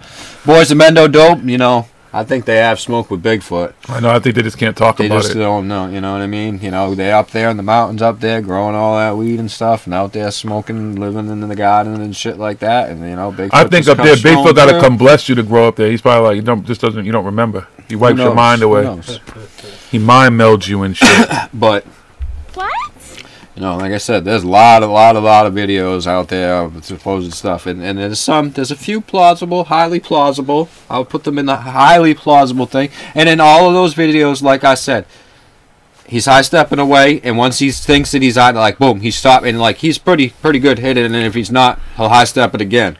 But he ain't going anywhere. He ain't turning the back. He don't even really. He don't turn back and look or anything like that. Like he knows. He's like, yep. I'm gone. That was the thing about that very first video. Remember the very first video of Bigfoot that he kind of turns back or whatever, and then the guy, like in the past 5 years, they like no, actually, he came forward. He's recanted his story, but came forward with all the stuff and showed. He's like, yeah, we got. Listen, Bigfoot. like I said, where they bought the costume and everything. You know what I mean? So, you know. But think about it. I've said this, like when we were out in Freetown Forest, that if you were Bigfoot. And let's say, because the Native Americans, you know, Native cultures had a lot of stories about interacting with these creatures, whatever, blah, blah, blah, right? Not blah, blah, blah, but they have these stories. So, if you were Bigfoot and you were interacting with these cool people, let's say Bigfoot went and smoked a peace pipe, or they had Bigfoot's favorite snack, some fruit or some salmon, whatever. Bigfoot's probably vegetarian, so they had Bigfoot's favorite fruit and chilled and talked with them, right? And then Bigfoot shows up one day, because he doesn't come around all the time. He just, whatever, comes out of his random caves, or they come out of their caves and come see who's out here. So they come out here one day. Let's just say it's right here in Massachusetts, and it's right after the time when the fucking the Pilgrims came here and started acting up and fucking with the natives and shit. And Bigfoot comes out of his cave with him and his other big feet, and they look around and they like see all. They're like, yo, where the fuck is our peeps? Like, where'd our people go? And then they look around, they see all these other motherfuckers who are violent and shit like that. If you were Bigfoot, would you want to talk to that like these people? Isn't that the point where Bigfoot would kind of say, you know what, fuck these motherfuckers, I'm start high stepping, right? I don't even want to talk to these motherfuckers. Hey, the shit, people might have fucking actually seen Bigfoots and killed them back in the day and just be like, look at this bear I got.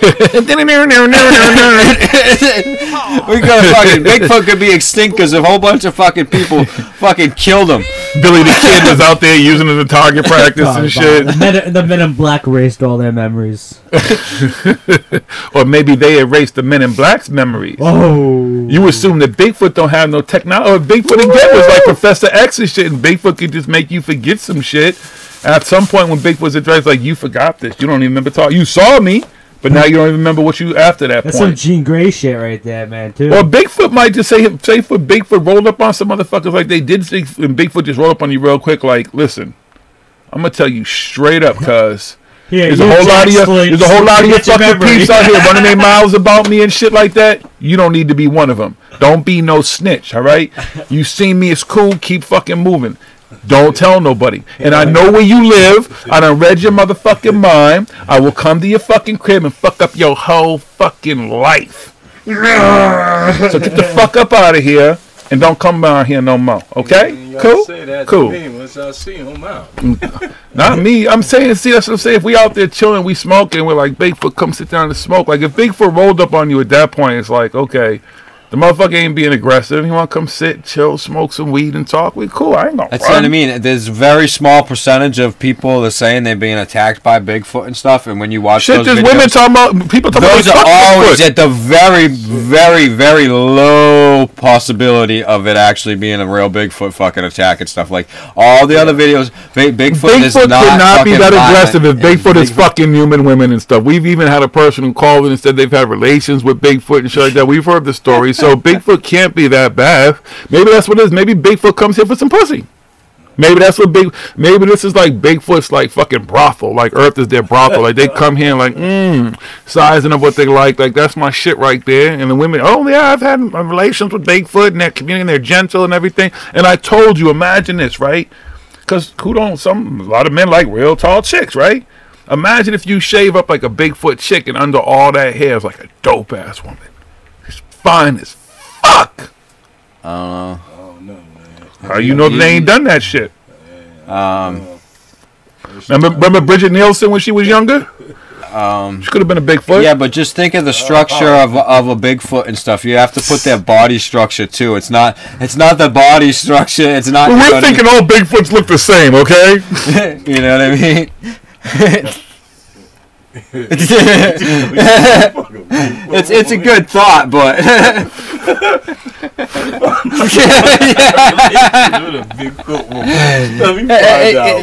we see you should put some thought into that one. It's a little bit more thought than some of your other theories, but I'm just saying, you never know. You know, maybe that's what it. Maybe Bigfoot come to fuck with our women, but hide their women. How do we know Bigfoot women might not be the men? The Bigfoot men might be real hairy, but somewhere like Middle Earth, the Bigfoot women might look just like our women up here or some shit. That's why they like to come around and fuck around every now and then. They look the same. Like that's some Amish mafia. Y'all sleeping on Bigfoot. I'm just saying, you never know. I know, man. Anything's possible. Hey, man, listen. I'm just saying. Anything's possible. Might be a badass chick up under there, like 6 foot, like fucking 9 and shit. Big old rack, big old booty and shit. Start twerking and shit. No? Bigfoot, man. Listen, bro. Y'all scared? Is that what it is? Y'all don't like tall women? Y'all scared? There's definitely some interesting videos out there on them, though. Like some stuff that it can be. It's very questionable as to be whether it's real or not. It hasn't been disproven either, though. You know, so that's the interesting a lot of these thing. you can't just. But I mean, you can say that about everything, right? Like know, what's. But it's But that's why it's always questionable because it hasn't been disproven. Well, Raphael brought up a good point too, that it could have just been just like many cases with a lot of like what's cryptozoology could just be experiments, human experiments. Yeah, but I mean, you have to. I mean, possibly maybe a modern sighting, but again, these stories go back thousands of years. But who's to say that there wasn't fucking splicing genes? Again, we talk about the possibility of building. That they built pyramids, they did all these structures and stuff. It wasn't really aliens; it was us. Who's to say that they did more with less and had their own ways with technology that they weren't doing the same things too? Maybe they were gene splicing and taking, because there's depictions of weird looking things that some of them have explanations as to what they really represent, but things with half minotaurs with half human bodies and half horses, whatever. Maybe these people were doing some crazy shit, and those are the same thing like Bigfoot. Maybe they still exist somewhere. A Bigfoot and they're still out there somewhere. Yeah. Anything's possible, but again. But see, Mothman's not something. I don't think Mothman. Like let's jump to Mothman real quick. It's something because I mean I had my own. See, I don't. I to this day, I don't know. So you remember I lived on Braddock Park, and I remember one day just walking. I was a teenager, and my mother's friend, she had a late car. Remember late cars? I don't know if you should. You old enough to remember late cars, but they're little small, little fucking. I think were they French? Is that what they call late cars? They were, yeah. But so I had to walk across the street to get something out the woman's car, and as I'm walking across the street, and this is in the city of Boston. I grew up in the South End, as we both grew up, and I grew up a couple blocks away from the Prudential Center, so. I just remember walking, as I'm walking across the street, it starts to get dark over me, even though it's kind of dark, but it's not fully dark. The sun's going down, but it's still a little bit of light. But it gets darker, and I hear what just sounds like a whoosh. And I look up, and something huge is flying over my head. And it's got these crazy markings under its wings. Now, understand, too, I went to summer camp. I used to be all up in those woods in Shadagazi Village and stuff. So I know what eagles look like, because people are like, it could have been an eagle, could have been a hawk, whatever, because they are known to sometimes be in the city. But I was like, it was none of that. This thing I don't know what it was to this day. And I went inside, told my mother, her friends and stuff, and I was told that story for years. So was it a Mothman or some shit? I don't know. Was it some cryptozoology shit? Was it Rodan? I don't fucking know. But I know something bigger than anything I had ever seen. And those kind of markings just under its wings and the noise that it made, because it didn't make a whole lot of noise, but it made almost like it made one swoop. It just kept flying, so it was almost silent. I know what the fuck I seen. And just so you know, I wasn't high. I wasn't drunk. Wasn't on no psychedelics. I didn't do none of that. Well, I did smoke a little weed back then, but I wasn't, because my mom's friends and everybody's at the house, and I was at the house of family, so I definitely wasn't smoking no weed. That shit sound like some Jeepers Creepers shit. It could have been, maybe. Might have been. Jeepers Creepers. You just had that cine one. You know what? I'm just going before. I know you're about to read something. You know what pissed me off about that movie?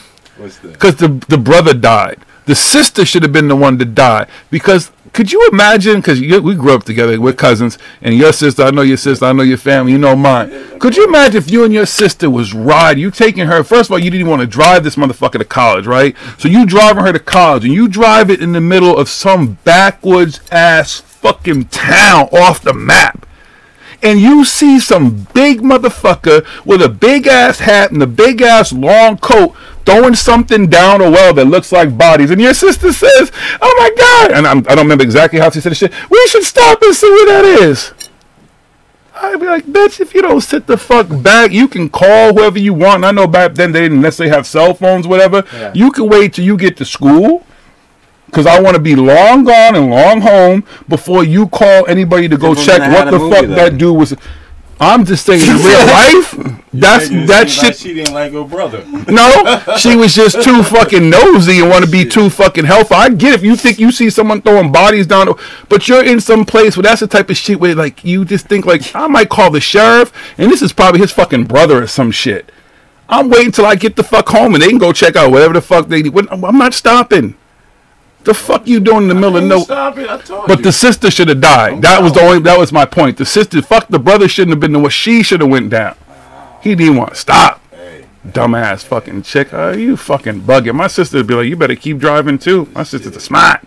What's up, crazy church lady? If I didn't keep driving, she would snag me in the back of the head like, keep exactly. it moving. So you better keep moving. Keep it going. All right, what you got over there? All right, so the Mothman story is even weirder than that of Spring-Heeled Jack, the events described in John A. Keel's The Mothman Prophecy. Briefly as follows, in 1966, a foursome of young lovers out for a drive in West Virginia claimed to see an extremely strange flying creature animal that swooped over their car, frightening them. Over the following year, dozens of people in the area also claimed to have seen the creature. There were also reports of UFOs, men in black, and a contactee or two, and bizarre telephone messages from unknown persons. The events apparently ended with the collapse of the local bridge in 1967, which killed dozens of people. Keel and another writer, Gary Baker, who wrote this all up in a couple of exceedingly strange books. His book was adapted into a 2002 film starring Richard Gere. Whether it's the book or the film that has most resembled what actually happened is probably mute. Origins of the legend. The initial report came from two 18-year-old married couples in a 57 Chevy who'd been cruising in woodsy spots where bored local kids gathered to drink, make out, and raise hell. Think American Graffiti with wedding rings. The grounds of an abandoned warehouse once used to store munitions in the 1940s was one of the most popular hangouts. There they were told the local sheriff a bird as big as a man chased their car. Its eyes reflected the glow of their headlights. The press picked up the sheriff's report, prompting widespread hysteria and a number of pranks. One local man blasted an owl to bits with a shotgun after being frightened by its glowing eyes, and a gang of construction workers tied flashlights to a balloon in hopes of inciting a UFO scare. A few nights later, members of the local fire department investigated the warehouse area and reported observing a large creature which they definitely identified as a bird. A wildlife biologist guessed that the sandhill crane, featuring a 7-foot wingspan and reddish-colored eyes, may have wandered out of its migration route. Others blame the hysteria on sightings of various types of owls with large wingspans that are common to the area, but rational explanations quickly took a backseat to a sensational media coverage. A press conference was held in the county courthouse where the teens were encouraged to repeat their story for reporters. The creature was dubbed Mothman, a nod to Batman's enemy, Killer Moth, in the then popular TV series Batman, by a local newscaster, and the national press spread the story across the country. And there she went. Keel and Baker, and they're part of the story. Enter two UFOologists, writers who specialize in spinning woo into cash. John Neal and Gary Baker Neil was demonstrably better at his craft, having sold articles to Science Digest, Saga, and Playboy, while Barker labored mostly on the fringes, cranking out mimeograph newsletters he called Saucer News. Both recognized the Mothman reports coming out of West Virginia as their basis for a potentially profitable enterprise. Keel took up residence at a Point Pleasant motel to gather details and interview locals. The two men discussed the idea of jointly authoring a non-fiction, wink wink, book on the subject. I'm sorry. Does not compute. And they agreed to share notes. Barker drafted a few sample chapters and featured Keel as a mysterious character, and fabricated a mythical connection between Mothman and the tragic but unrelated collapse of a local bridge. Keel later revamped and polished the story into a first-person narrative that cast him in the role of a journalist, liberally salted with his own paranoid fantasies about UFOs, Men in Black conspiracies, and other paranormal weirdness. Barker habit of drunk dialing Keel's motel room at odd hours to mumble incoherent messages was subsequently reimagined by Keel as a series of mysterious phone calls from the mysterious extra-dimensional beings. Predictably, when their loose partnership fell apart, it was Keel's mass-market book, The Mothman Prophecies, and not Barker's self-published The Silver Bridge, that would go on to generate the most impact. And dollars. Richard Gere. Shall I go on? And they got lots of notes and references and sightings and stuff, and that will show you, okay, there's the article that say, yep, the firefighters did see a fucking large bird that they attribute to the crane, all this stuff. So yeah, that's where the legend and the story of the Mothman was born. I saw the movie before I knew anything about it.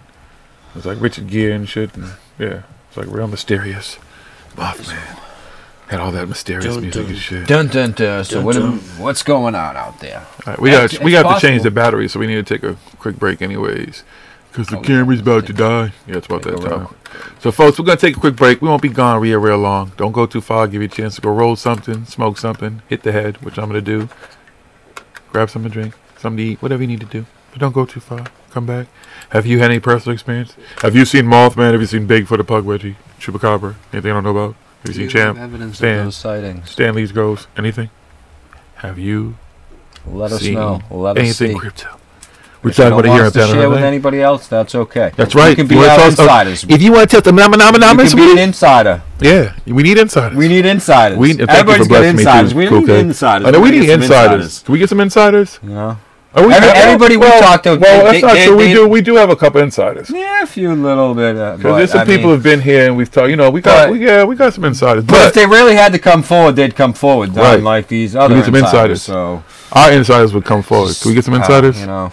Because we need some insiders. We need to be able to talk about insiders. We need to be able to tell people that we have some information from our insiders that nobody else has, but we can't reveal that information because we can't tell you our insiders. But you have to take our word that our insiders know more than your insiders know, and that our insiders are going to help us let you know what we know that you need to know.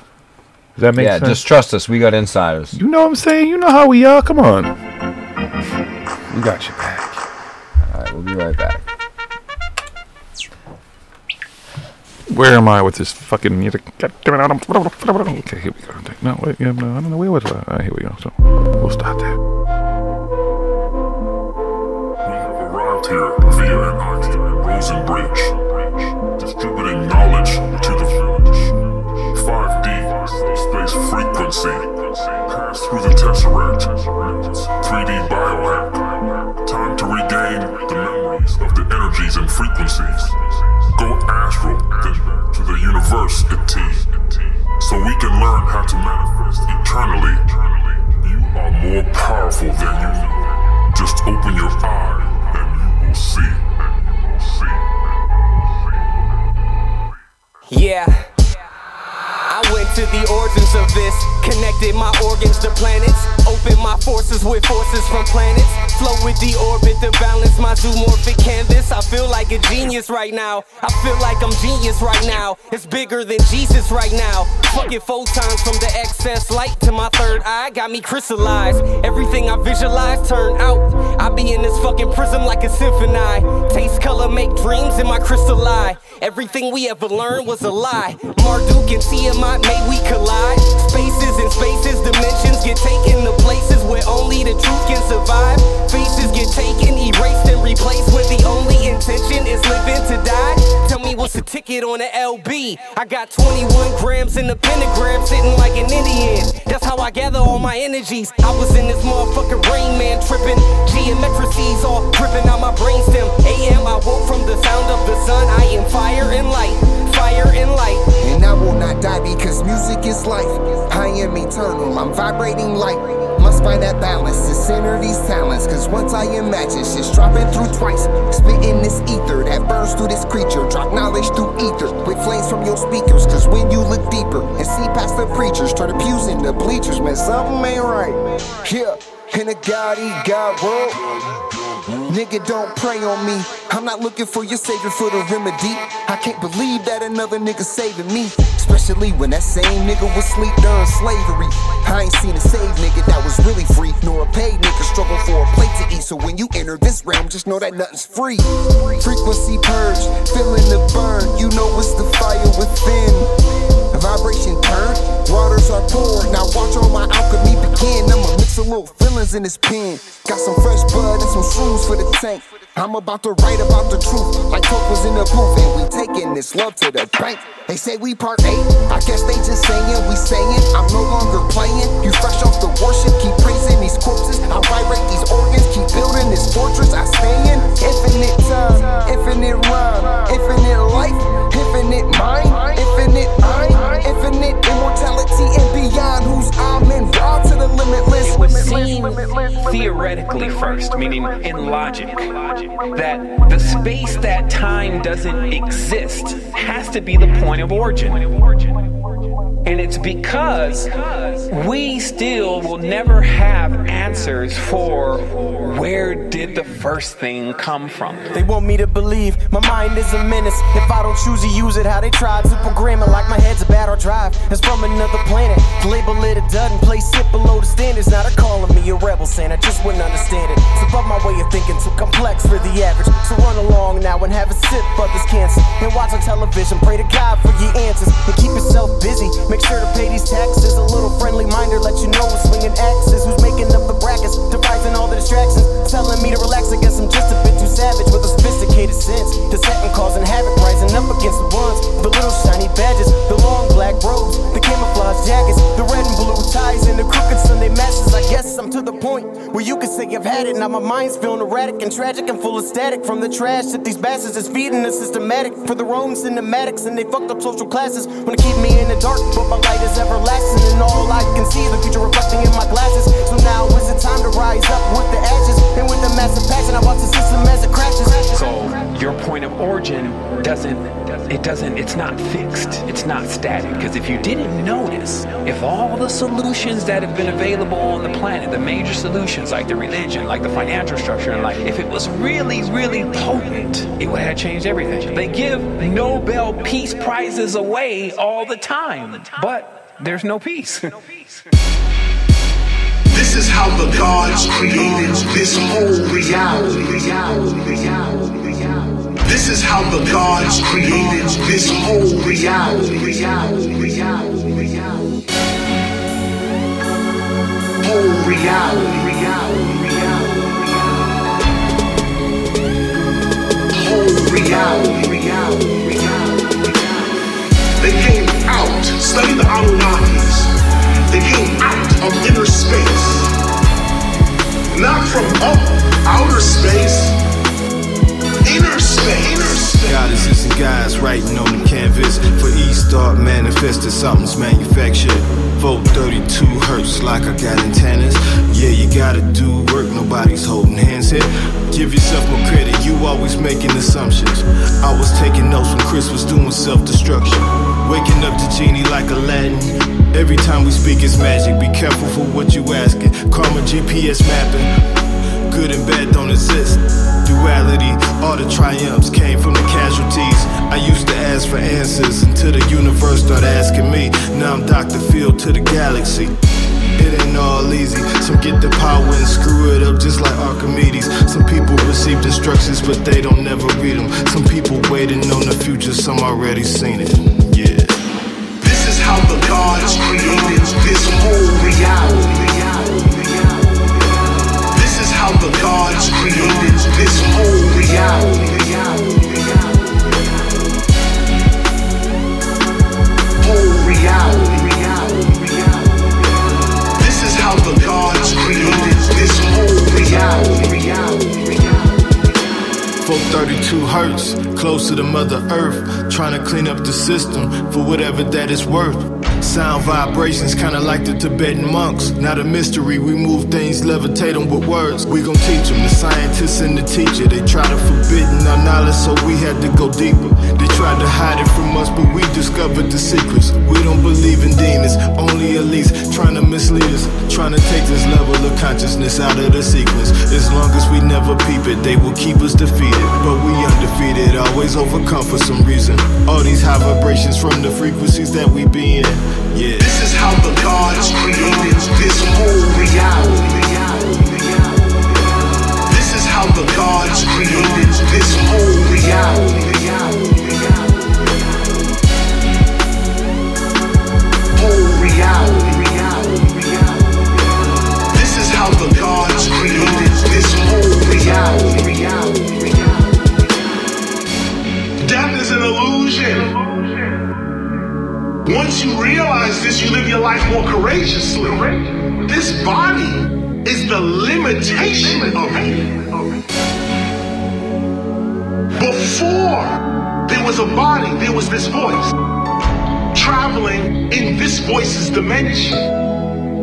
To get here to the earth, the inner voice created this outer extension of itself to be in this dimension.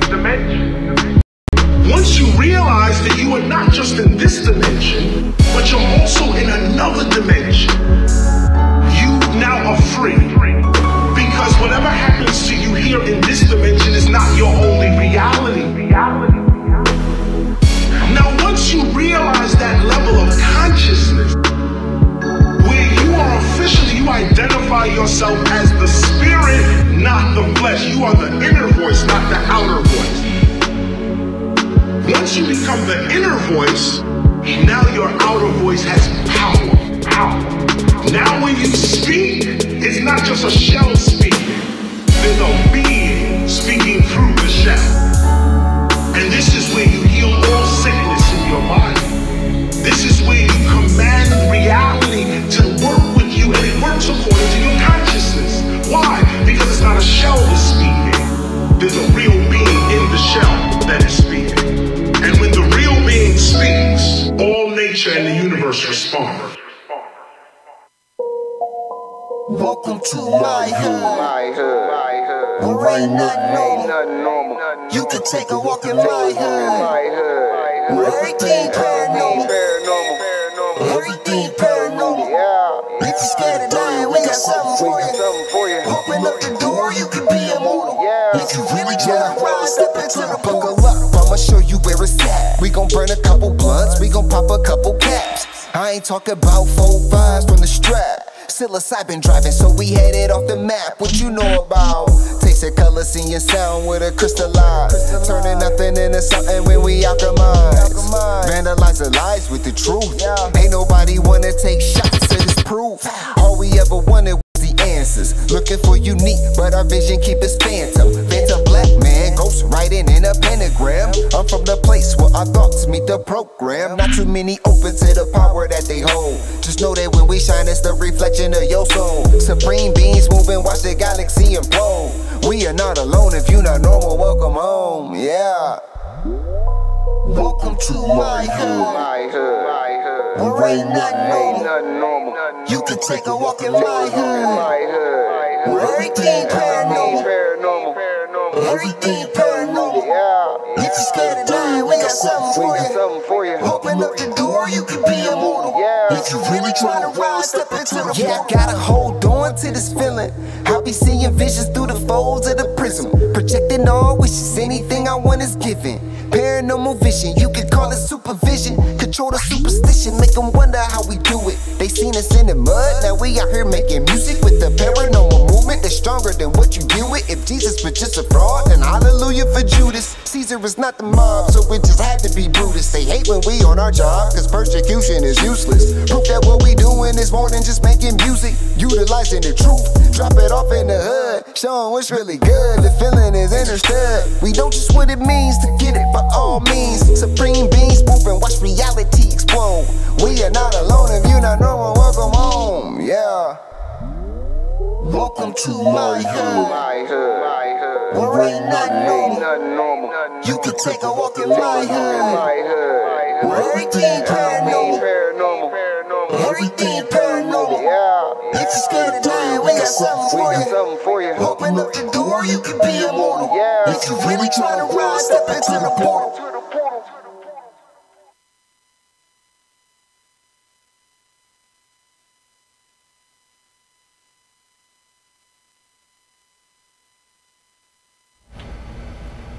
Ooh, that's way too loud.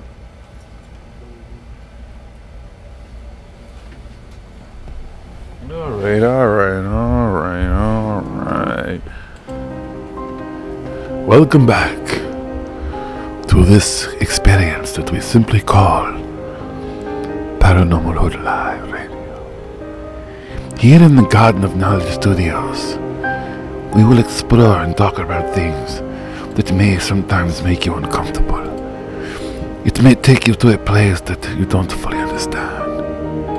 As you explore these corners of your mind that are recessed in a place that you have never been before, understand there is a reason that you go down this road. Once you go down this rabbit hole, there is no turning back. The road is long and windy and never-ending. The end part of it is death.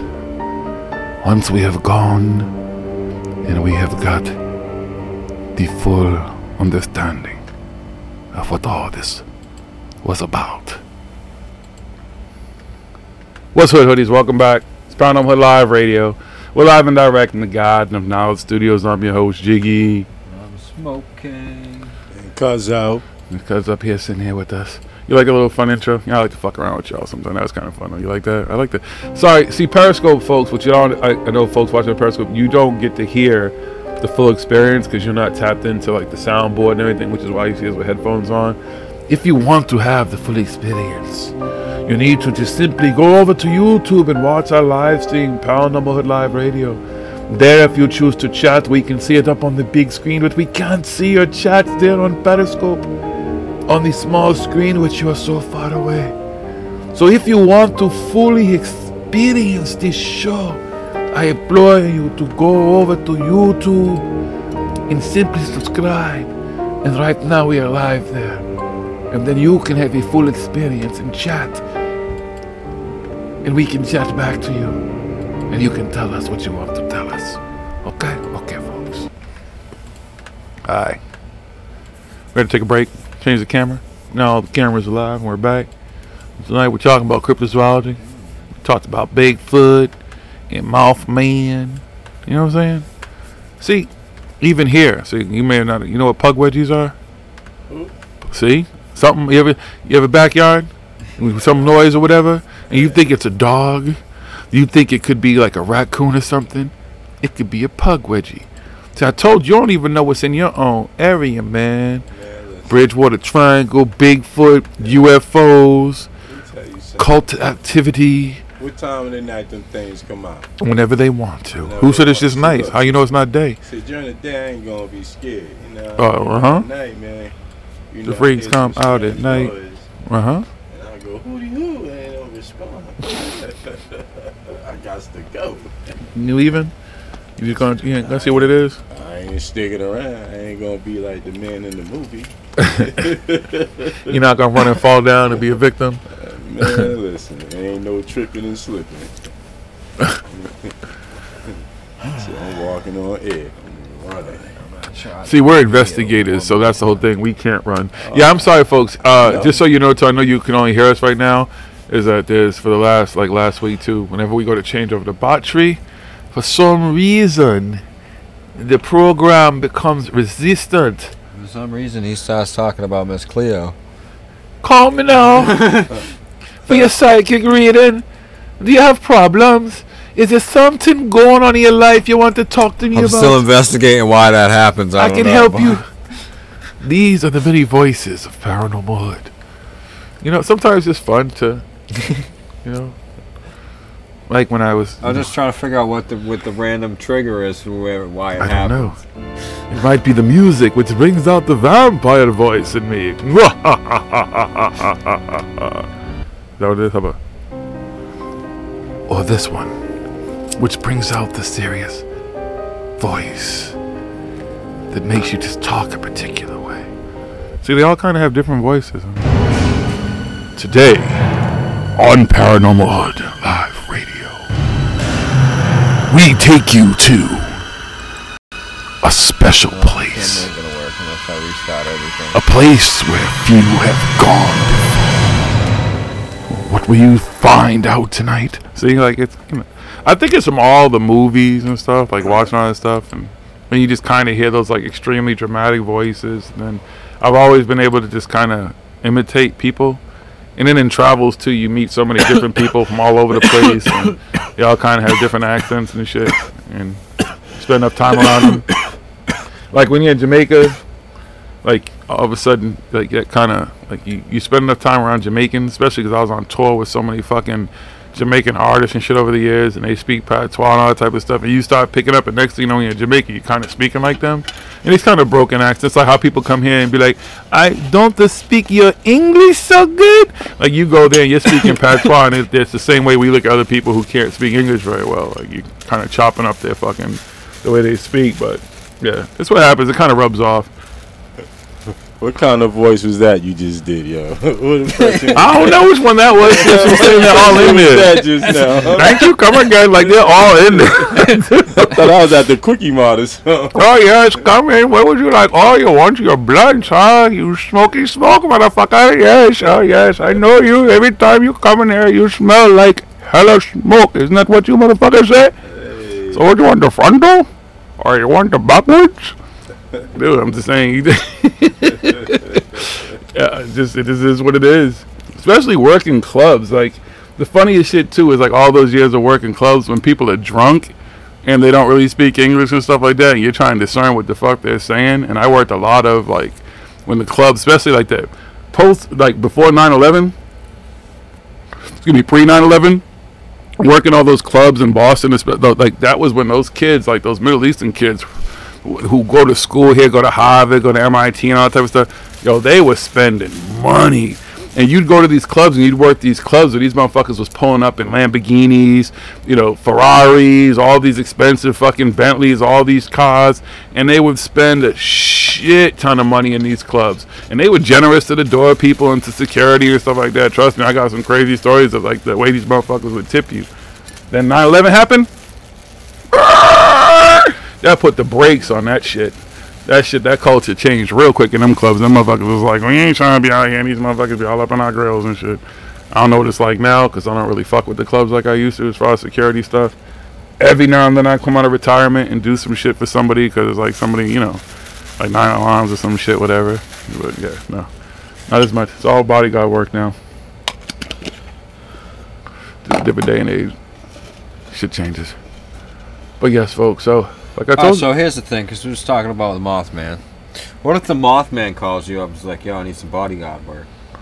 You got a bodyguard for the Mothman? Alright, so let me say, I'd have to interview Mothman like I do anybody else. We'd have to sit down and have a private conversation. I'd be like, okay, well, Mothman, here's the questionnaire. Let's begin with, I need your real name. Where are you from? What are your fears? What are you allergic to? Like, you know, I can't tell you all that. Okay, stuff. Well, let's start here, Mothman. Then you can keep your stuff. Money. But hold on, see, now there's still going to be Mothman. Why do you feel the need to have security? Why do you need personal protection? My life is in danger. Your life is in danger. I got all these people looking for me. Who are these people looking for you, Mothman? That's what I need to know. I don't know. They just keep trying to take my picture. So basically, you want me to keep these people from taking your picture, Mothman? Yeah. Let me go about my business. Now, do you feel like this is going to be something where you need one person? Am I going to need to bring some other members of my team? Whatever you feel you need. I got more suitcases full of money. Okay, so basically... you just keep the cameras away from me while I do what I gotta do. And you can get suitcases full of money. Mothman, I'm in. Yeah. You have hired your personal protection specialist. Right. What if Mothman asks you go get him a bag of weed? That's nothing, but I can't. See, that's when I have to send somebody else. I have other people who work with me and for me, so I can just be like, cool, bring me something, please. You know what I'm saying? Especially now, you can get it delivered now, too. Yeah. We Gucci. I just want to make sure. Mothman's like, so tonight I'm going to go... Who handed this to me? It goes to your boy. Tonight.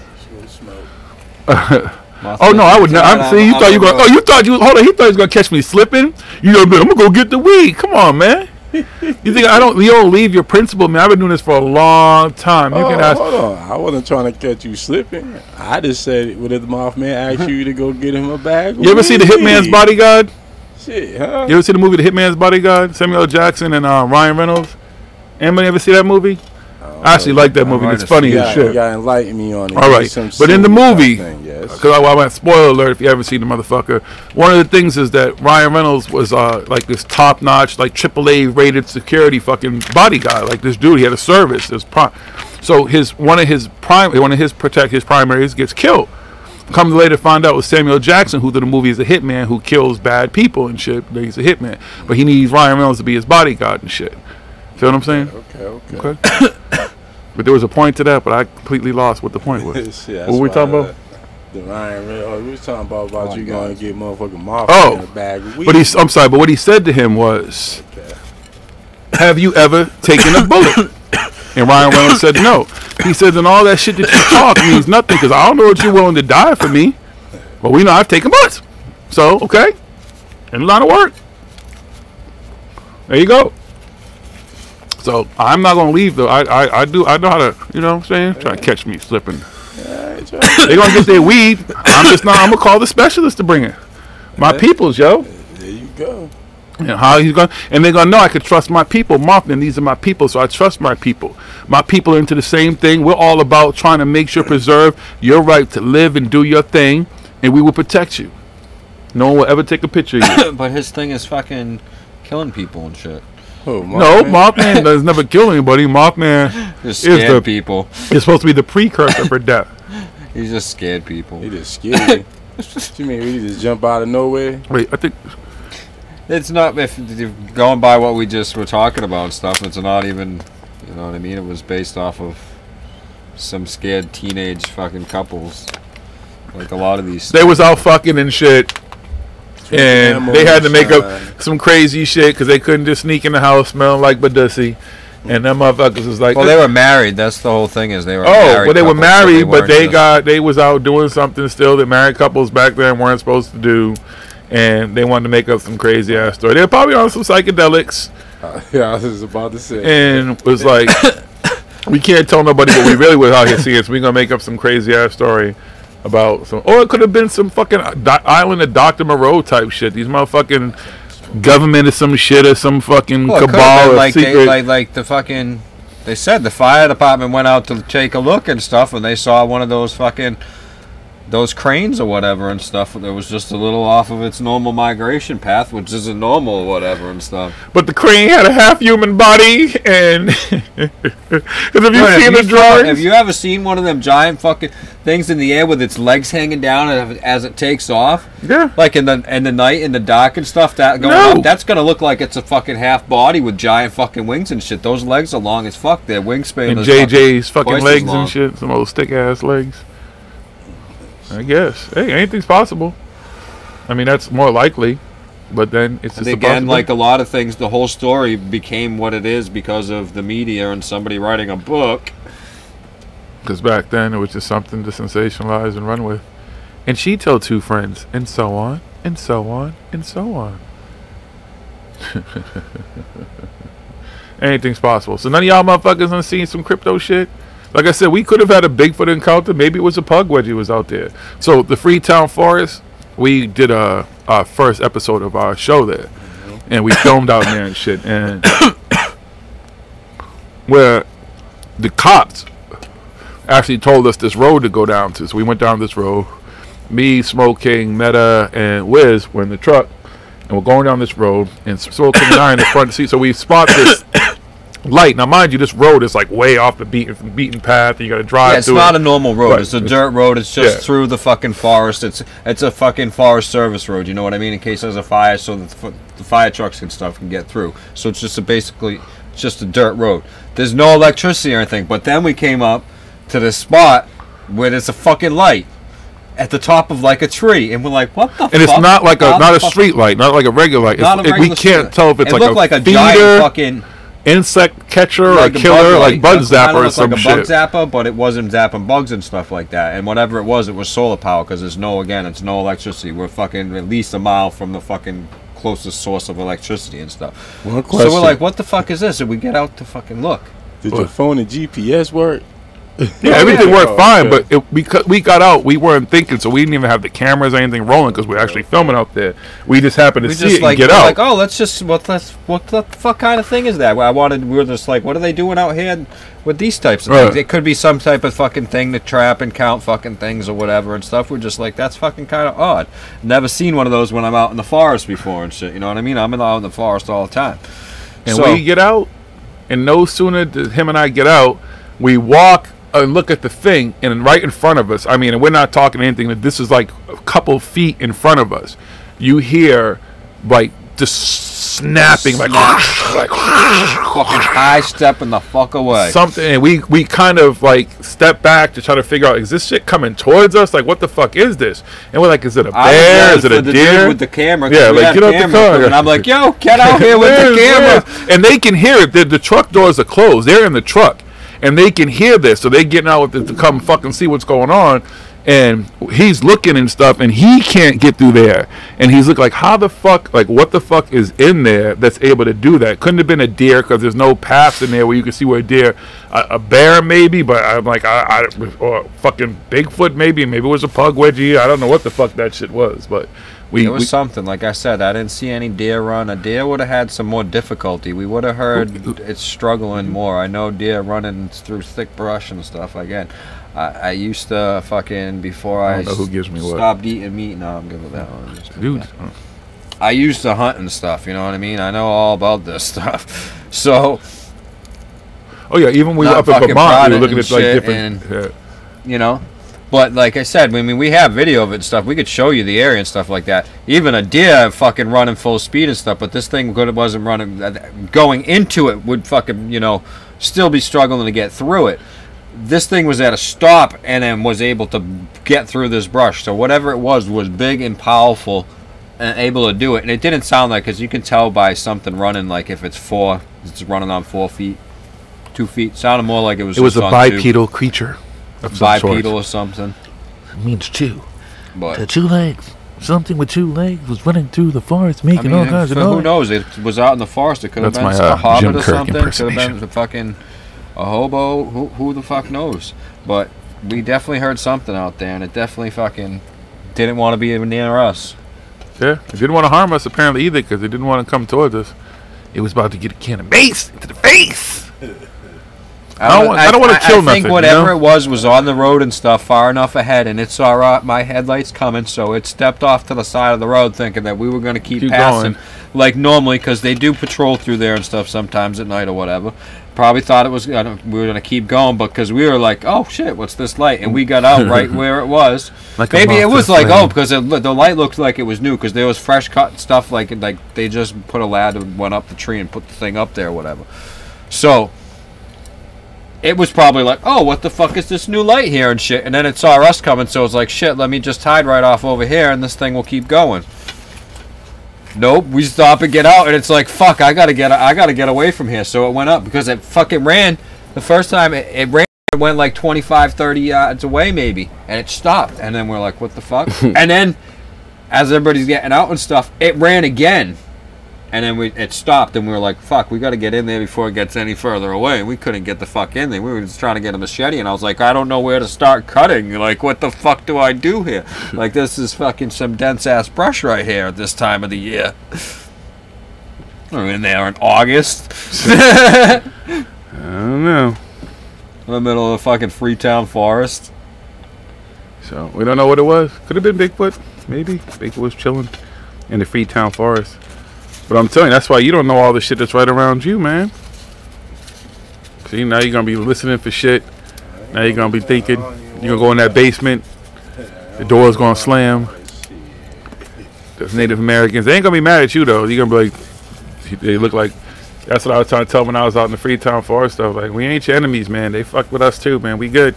We all good. Hey, listen, if I go downstairs in my basement and ain't no one home and my door closed, right?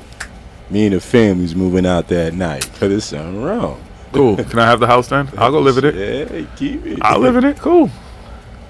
See, you ready to just give up. What if the door closed and it said, get out? So you never had any of those experiences at my house on Braddock Park then? You know, I was always... I know your only experience at Columbus was my Spider-Man experience. Do you remember the Spider-Man night? We won't talk about that on air. That's inside information, but because people used to be in that house at like Braddock Park and they would hear shit and everything and hear people walking up and down the stairs like, what is that? Like, it's whatever's been here longer than we've been here. That shit likes the house, whatever. Yeah. So, but out there in Brockton, I'm telling you, out of all, when it comes to the paranormal, I did tell the story when I was in Orlando actually to some people. Because they were all on fucking coming down off of DMT and tripping anyway, so they might remember the story. But they were actually privy to the Brockton story. But Brockton, that place we lived in Brockton. All right, do you know what? You know, is it Plain Street? Or is it Main? No, it's Plain Street. And then the Davis School is over there. I don't even know if the Davis School is still open. I think it is. I think I know what you're talking about. Okay, so we lived not too far from the Davis School. But that house and that land behind it, I don't know the exact address. I don't remember. I've actually gone back there. When I went to the first time I went to the Freetown Forest, I stopped over there to try to, but it's just been so long because I was a preteen. I may have even been 8 or 9. I'd have to think for a minute how old I was when I was there. But all the shit that happened in that house, my daddy don't like talking about it. My mama don't talk much about it. I remember this shit. My sister remembers this shit. Some people came to the house to visit us remember some shit. But for me, when it comes to the paranormal, there is nothing that ever kind of scared me was like that fucking place. Come back into the light, Jiggy. Hey, Carol Ann. Come into the light. Come into the light. And his ass went right to the TV too. Started touching it. Who, me? Yeah. he went right to the TV and started touching it. Like, It's some cool shit. Yeah, that shit grab your ass. Well, see, that's the whole thing, though. Remember, TVs used to do that shit back in the day anyways, because they would go off and it'd be static and shit. See, these motherfuckers nowadays don't know nothing about that. And the planes would do the flyover and shit and everything, and then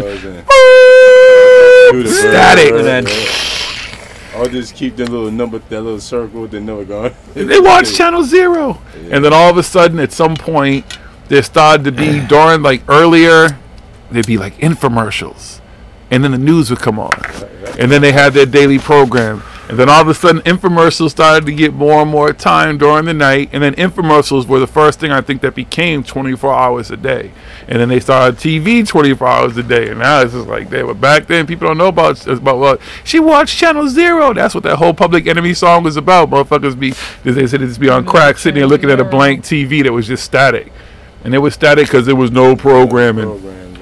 Motherfuckers, I know young motherfuckers is like, you old motherfuckers, they didn't have TV 24 hours a day. What did you do with yourself? Oh my God. Went to sleep. Or you read, did whatever. But I mean, it depends how old you were. Or it depends how old you were, though. That's why I smoke weed. no TV. Shit, you didn't have to have nobody on TV. You're always around family or friends. Go do whatever. Go sit along after the fucking. If it was depending on if you were on vacation, it was summertime when the fucking street lights went out. You could sit on the fucking front steps and chill or whatever. Well, that's and when shit. board games was popular. That Board Simon, games. Remember that Simon? Do you remember that fucking that TV I had, the black and white TV with the two ping pong shits? Yeah, you remember that shit? Yeah, we just stay up all night. That was the first video game before Atari. And then we got Atari and shit like that, and it's been downhill ever since. I remember getting Atari for Christmas. Hell yeah. Then the ColecoVision. Then the out of the ColecoVision was the Sega. Shit, yo, the first fucking scary movie that I ever saw that scared me really, like as I got older, other than I hate the fact that the first scary movie I ever seen was Race with the Devil, and it scared me, but I was a kid. But was Jason when y'all lived on off River Street. Oh yeah, I remember that shit. And motherfuckers was hiding under the bed and shit. Serena and your sister, yo, motherfuckers was hiding under the bed. That's when Preview was the only HBO out, like the only movie thing out back then. That's when it was Previewed in the Star Case or the Star Box or whatever. And another first was when y'all lived on Mass Ave. That's on Halloween when we saw our Thriller, which is y'all's crib. Okay, yeah. Michael Jackson, that dude's still alive, cuz he's on the moon. We had like a little Thriller pop. All right, who handed me this? I did. I can't keep track. See? Oh man. That's how old we are. Fucking Thriller. Thriller night. Sorry, folks, taking you down a little bit of memory lane too. Some South Paranormal shit's been around for a long time with me. It ain't nothing new.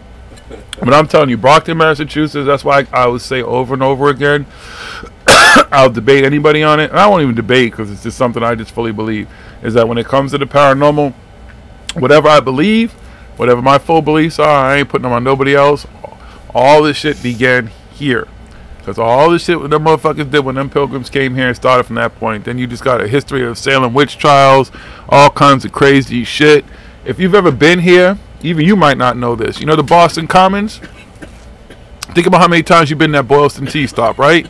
You know the Boylston Tea Stop on the Green Line? You know how they built that shit? Well, if you ever notice, above it, there's a cemetery. Well, that cemetery used to be a lot bigger, and it was very deep. Because they actually buried a lot of bodies of their enemy there, the British soldiers and shit who died on the battlefield there. Well, when they built the Boylston Tea Stop and dug it up, all those bodies that they took from there, guess where they all are? They're all scattered all over the ground of the Boston Commons. So when you hit Freedom Rally and all the other shit, when you just walk through the Boston Commons taking a casual stroll, you're walking over dead bodies. You know what else you do in the Boston Commons? Bet you didn't know this. They used to hang people. They had this big old tree. They call it the hanging tree. It's not there anymore. Just a stump of it's there. We've actually investigated that area. It's the very first place that ParanormalHooD ever did an investigation was the Boston Commons at the old hanging tree in that area. They used to hang motherfuckers there. What else happened at the Boston Commons? They've had battles there. They used to keep cows there. Remember they had the bread war down there. They had a bread war? Yeah. Motherfuckers was fighting over bread? Like you talking about money? Wait a minute. Money on bread. Like the bakeries won't let like the people that couldn't afford to eat, get the bread out the trash. So one day they all just had like a beef in it. There's just banging out over the bread. Oh, it was like some warrior shit. They was all, let's all just meet in the commons and throw down. Yeah, basically it was like, the homeless was like, motherfucker, you gonna give us some bread. Maybe that's because one of the thing about the commons though too is that I don't know. I can say back then because my first investigation, because we did a couple of investigations in actually 3 different areas there. The actual cemetery that's still there, and this area, it's where people perform. But there's still a lot of crazy shit that goes on there. Like people get stabbed up down there all the time. Now I know there's a lot of homeless population and hey there with it, but maybe it's the energy of that place, man. Because there's a lot of crazy shit that still goes on in that place. We actually have it on camera that when we were doing that investigation, this dude rolls up to us. He just kind of walks up out the blue, and he's like, yo, are y'all like investigating ghosts and shit like that? And we're like, yeah, we're paranormal investigators. So he comes, and he's all mean mugged and shit like that. He looks all kind of crazy in the eye. And he just all of a sudden just tells this like eloquent story about energy and ghosts and what he feels and blah, blah, blah. And then he like looks at us, and his eyes just kind of go blank. And I'm not saying anything crazy. Just probably this motherfucker just for a minute was just kind of connected with it. And he's like, "Y'all gotta fucking go." And just walks away, just gone, just out. But for like 5 minutes, he's telling this crazy fucking eloquent story about how ghosts and everything connects and shit like that. I'm like, okay, cool, cuz. I also had a motherfucker walk up to us in Chelsea though one time, literally on camera as we're filming.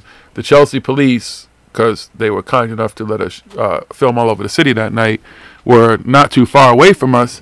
As the dude literally walks up as we're on camera and asks me, "Yo, you got that work?" You know what that means. Literally, now, how, this is probably the most ghetto shit that's ever, that's ever happened to me investigating. One, there's police there. Two, there's a bunch of cameras that are in my face with these bright lights and shit like that as we're filming. And even if you thought, I don't think you thought it was the news, whatever, even if you did think it was the news, like, would you walk up to a news anchor live on air and ask them if they had drugs for sale? And then when I say nah, he's like, "Do you know where I can get it?" Like, what fucking planet drug was you on that you thought with the cops there and the bright lights and all these people, it was cool to walk up to me and ask me if I had that work? Well, no, sir, I did not have that work. And if I had weed, I would have just gave you something to smoke. Wouldn't have smoked with you because you look really, really scarily crazy. But yeah, shit can be real in the field though, man.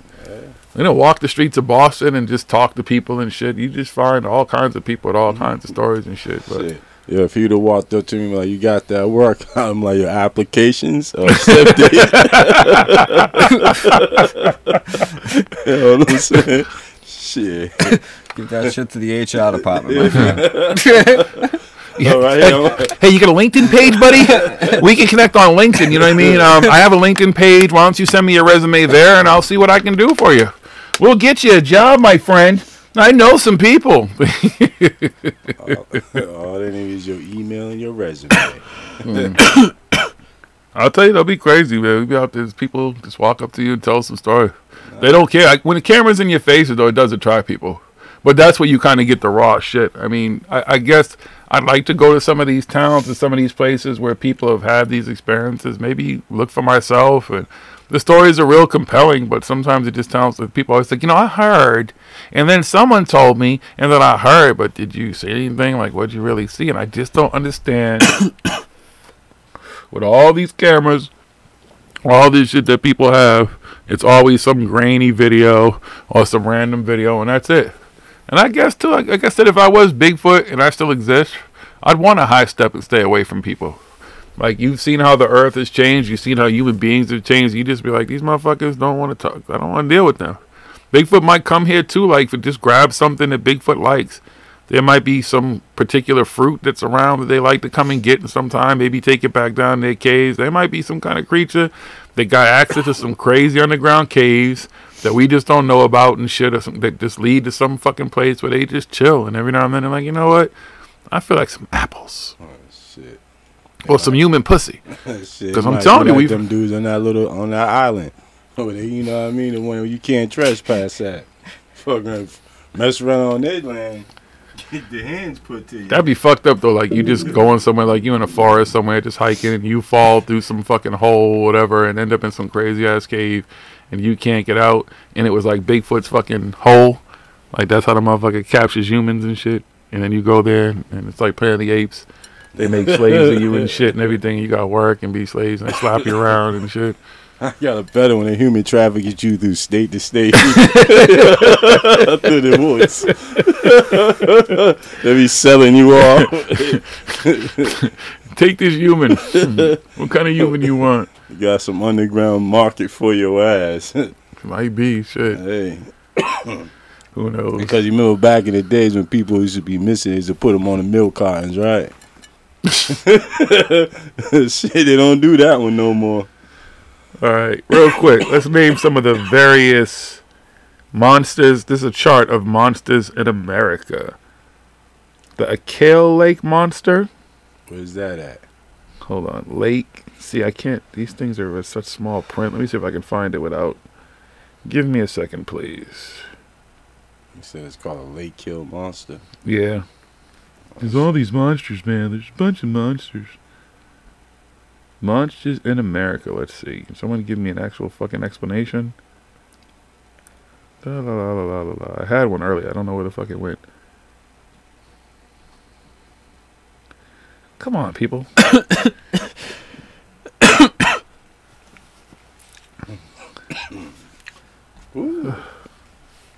What?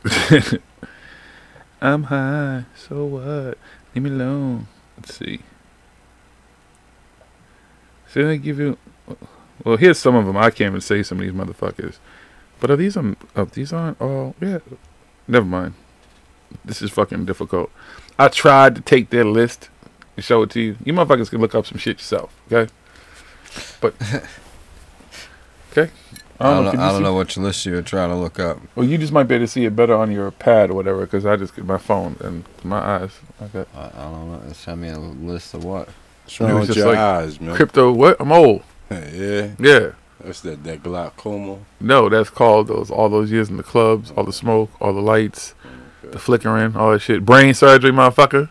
Shit's kind of small right now. Yeah, because they high. What list do you want? It was just like the monster, the cryptozoology map of America. I ain't trying to do the world. Of America. Yeah. There's different areas that report these different things. They have different names for them. Hey, I got one for you though, right? What if Bigfoot is Jack the Ripper? Because they never caught that motherfucker neither. Like they ain't never caught a Bigfoot. They never caught. You know the Black Dahlia? You ever heard of the Black Dahlia? Nah. She's one of the. They said she possibly could have been a victim of the Jack the Ripper. They actually made a movie about her. She was a woman from Medford, Massachusetts. Okay. Went to Hollywood to become an actress, and then something happened. They found her mutilated. They don't know whoever killed her. But there's a monument. I used to pass it every day, like a block away from me, because she grew up a block away from me. Is there an actual list, or is it just a map? Because the map is That's what I'm saying. The map is small. Yeah, the only thing is, I mean, I can kind of. This is going to take. That's ridiculous. I got to do that. Okay, so you got the Bear Lake Monster in Bear Lake, Utah, Idaho. The Beast of Busco and a giant snapping turtle in Indiana. Chupacabra in Texas, New Mexico, Arizona. Champ, a lake monster in Lake Champlain. Chessie, a sea monster in Chesapeake Bay. You got the Fook monster, a bipedal hominid in Fook, Arkansas. The Nobby, a bipedal hominid in Cleveland County, North Carolina. Lizard Man of Scape or Swamp, a bipedal swamp beast. Scape or Swamp, South Carolina. The Ozark Howler, a large predatory cat in Ozark Mountains, Arkansas, Missouri. Momo, a bipedal hominid in Louisiana and Missouri. A Wampus cat, a large predatory cat, Eastern Tennessee. Thunderbirds, great predatory birds, Illinois, Pennsylvania. Tessie, lake monster in Lake Tahoe, California, Nevada. Skunk apes, bipedal hominids, southern Florida, Louisiana. Shunkawarakin, a large predatory wolf hybrid, Montana. Mothman, winged bipedal hominid, Point Pleasant, West Virginia. A Pope Lick monster. A Pope Lick monster, bipedal hominid, Louisville, Kentucky. A Puckwudgie, a small bipedal hominid, Freetown Fall River, Massachusetts. A paddler, it is a lake monster from Lake, I can't see because this is Lake Pond, Oroville. Lake Pond, Oroville? Idaho, okay. I think that's what it says. Or Lake Pend, Orville? Pondville? I don't know. Let's see. The Loveland Frogman, an amphibious hominoid, Loveland, Ohio. The Magellan Monster, bipedal hominid, Magellan Rim, Arizona. Kipsy is a river monster in the Hudson River, New York. The Jersey Devil, a carnivorous beast in the Pine Barrens, New Jersey.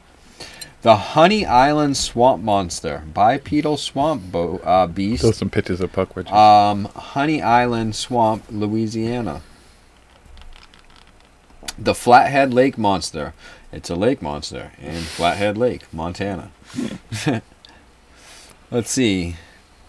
The Alkali Lake Monster in the Alkali Lake, Nebraska. The Altamaha is a river monster in the Altamaha River, Georgia. Cousin. Bessie is a lake monster in Lake Erie, Pennsylvania, Ohio. Bigfoot, bipedal hominid, California, Oregon, and Washington on this map, but I mean it's been sighted everywhere. But let's see, Big Bird. It's a flying beast. Sesame Street. Can you tell me how to get to Sesame Street? Rio Grande Valley, Texas. A caddy is a sea monster. Coastal Oregon and Washington. We do Cassie just as the Casco Bay in Maine. So that's all of them. That's on the crypto map of America, the different names. I mean, obviously the bipedal hominid ones are just different names for Bigfoot and stuff like that. So, yeah. What'd you say? That's that thing right there. That thing's supposed to be like that. I don't know. If you see one, though, let me know. If you live out in that area, you see a puckwetchie out there, holler. Yeah, you never know. We'll come investigate. We'll set up some cameras. Could be a raccoon going through your trash. It could be a puckwetchie. You never know. Just make sure you got your cameras ready. No snuffleupagus. Nah, apparently high register Sean, they find them only on what do you call it? Sesame Street. They only find big birds there. But I guess apparently in Texas you can find big birds too, though. Snuffleupagus supposedly is not even real. Oh, that's right. Snuffleupagus only certain. Was it only Big Bird that could see him? Yeah, only Big Bird could see him. Was he smoking weed though? Was that like a hidden message that Big Bird smoked weed, or maybe Big Bird was on mushrooms and he was connecting with because you really go back. I don't know. I haven't watched Sesame Street in a long time. Maybe there's some hidden things that I should do it on shrooms. He was on something, huh? Like watch Sesame Street on shrooms. Might be hidden messages. Who knows? I don't know, but like I said, when we were out in Freetown Forest, because we went up to Profile Rock, and our experiences out there, we had some very, very interesting experiences out there. Some of them, like if you go and watch our first episode, it's on VidiSpace, but if you have like Amazon Prime, all that stuff will be available on there soon. You'll see, like even I'm standing there, and I hear something fly by my face. Like I know something flew between me and the camera. Because at first I hear a mosquito, and then I don't hear this mosquito, but I hear this weird sound. And on camera, you can see this bat just fly by. The bats were flying by us all night. Like, we got them on different cameras and shit. They were just swooping down and swooping up them fucking mosquitoes. But you can't see it with your eye because them things move so fast and it's nighttime, but the night vision cameras caught that shit. They were flying right past us. I'm like, cool. I guess they kept the mosquitoes up off me. But whatever. Even there was a point, I don't know if it's in episode 1, but where we're kind of just standing there and filming, we're talking and we're filming, and you hear something like fall out the tree behind us, and like I don't know if it scurried away, or whatever, but it wasn't. We didn't see anything. It wasn't like any kind of creature, or anything we seen, but you could hear something hit like right behind me and shit. And then it's like, there's nothing there. So I don't know. Maybe puckwedgies. Maybe they're invisible. I don't know. They're invisible. Maybe they have a cloak of invisibility. But even down that long road, we kept seeing those odd lights, that like the different color lights that were coming by and shit. And you gotta understand, like, if you understand like the Freetown Forest and how long this shit is, and the roads we went down, and the shit we were seeing and stuff encountered that night. I don't know what, like with the whole whatever that shit. If that was Bigfoot, I wish we would have had the fucking cameras out. That's a note we've made to ourselves. Always have cameras on us and rolling and shit if we're gonna get out. But we were just it was just like weird. Like you're riding down this road and you see this light in the middle of nowhere. It's like, well, what the fuck is that? And then you'll examine it, like trying to figure out if it's a bird feeder or some shit and why they put it out there. But maybe that's what it was doing too. Maybe that shit came across it like, what the fuck is that up in the tree? Oh, that's pretty cool. Hey, yo, what's those lights coming down there? I wonder if they see us, if they think, like, you know how if we see lights in the sky, we think it's UFOs and shit? Like we're UFOs. Do they think we're like ghosts or some shit, or some spirits coming and some shit, and they run? Like they've never investigated what's on the other end of them light. They may have actually seen a fucking car. Big Bird acid flashbacks. Have you ever done, hi Register Sean, have you ever done any psychedelics? I haven't seen Big Bird on psychedelics. On DMT, I saw the dudes, as we call them, on mushrooms. The only thing I saw on mushrooms, though, because he has a painting on the wall now, but it was the journey of the ant people. The people that went to Middle Earth. But they were people. They weren't like ants. They just call them ant people for some reason because they're some short motherfuckers. But that they, like, during some kind of crisis, they went to Middle Earth and survived. Because there's some crazy, not literally Middle Earth, but there's like caves all down there and shit. Now that I believe, that instead of the tunnels that they keep talking about that everybody else builds, that there's a series of tunnels that have been there for a long, well, we know there's tunnels and stuff that are down there and stuff. We know there's also like there's caves, but there's long series of caves and stuff that are down there that we can't get into and can't access to. There's old lava tubes and stuff like that. I mean, there's all kinds of shit down there. But there's all this fucking stuff that they say. So that's where Bigfoot lives. That's where Nessie lives. Until we can get down there and we can fucking get it on video and prove it and everything like that, then it's fucking really nice to. Well, we're gonna have to build a serious sub. Can't we just? Don't they have like? Well, I mean, they have some technology, but ain't none of it found nothing conclusive yet. None of it's actually shown some shit. And the funny thing about the, like, especially like the lock, like, is that it's like random people, like a tourist happened to be visiting the lock. And while that tourist was there, the tourist happened to be focused on the water. And while the time that tourist was focused on the water, Nessie appeared. Like, wouldn't Nessie show up all the time? Wouldn't people always get Nessie? Like, wouldn't they always see Nessie? It just happens to be when some random tourist is there. I don't know. Or Champ or anybody else. And all these shits around America, there's just been no conclusive evidence. And again, maybe these creatures are just all smarter than us. They just don't want to fuck with us. And when they do come around, like some of the ones that they, like the puck wedgies will look kind of crazy and shit. Maybe they just are snatching. When they blame, like, animals that go missing and pets and stuff, they blame it. Well, it was coyotes probably, or, you know, whatever. Some creature was out there, a fisher cat or something. Maybe it's the puck wedgies. And maybe it is, but maybe it's really a coyote or something.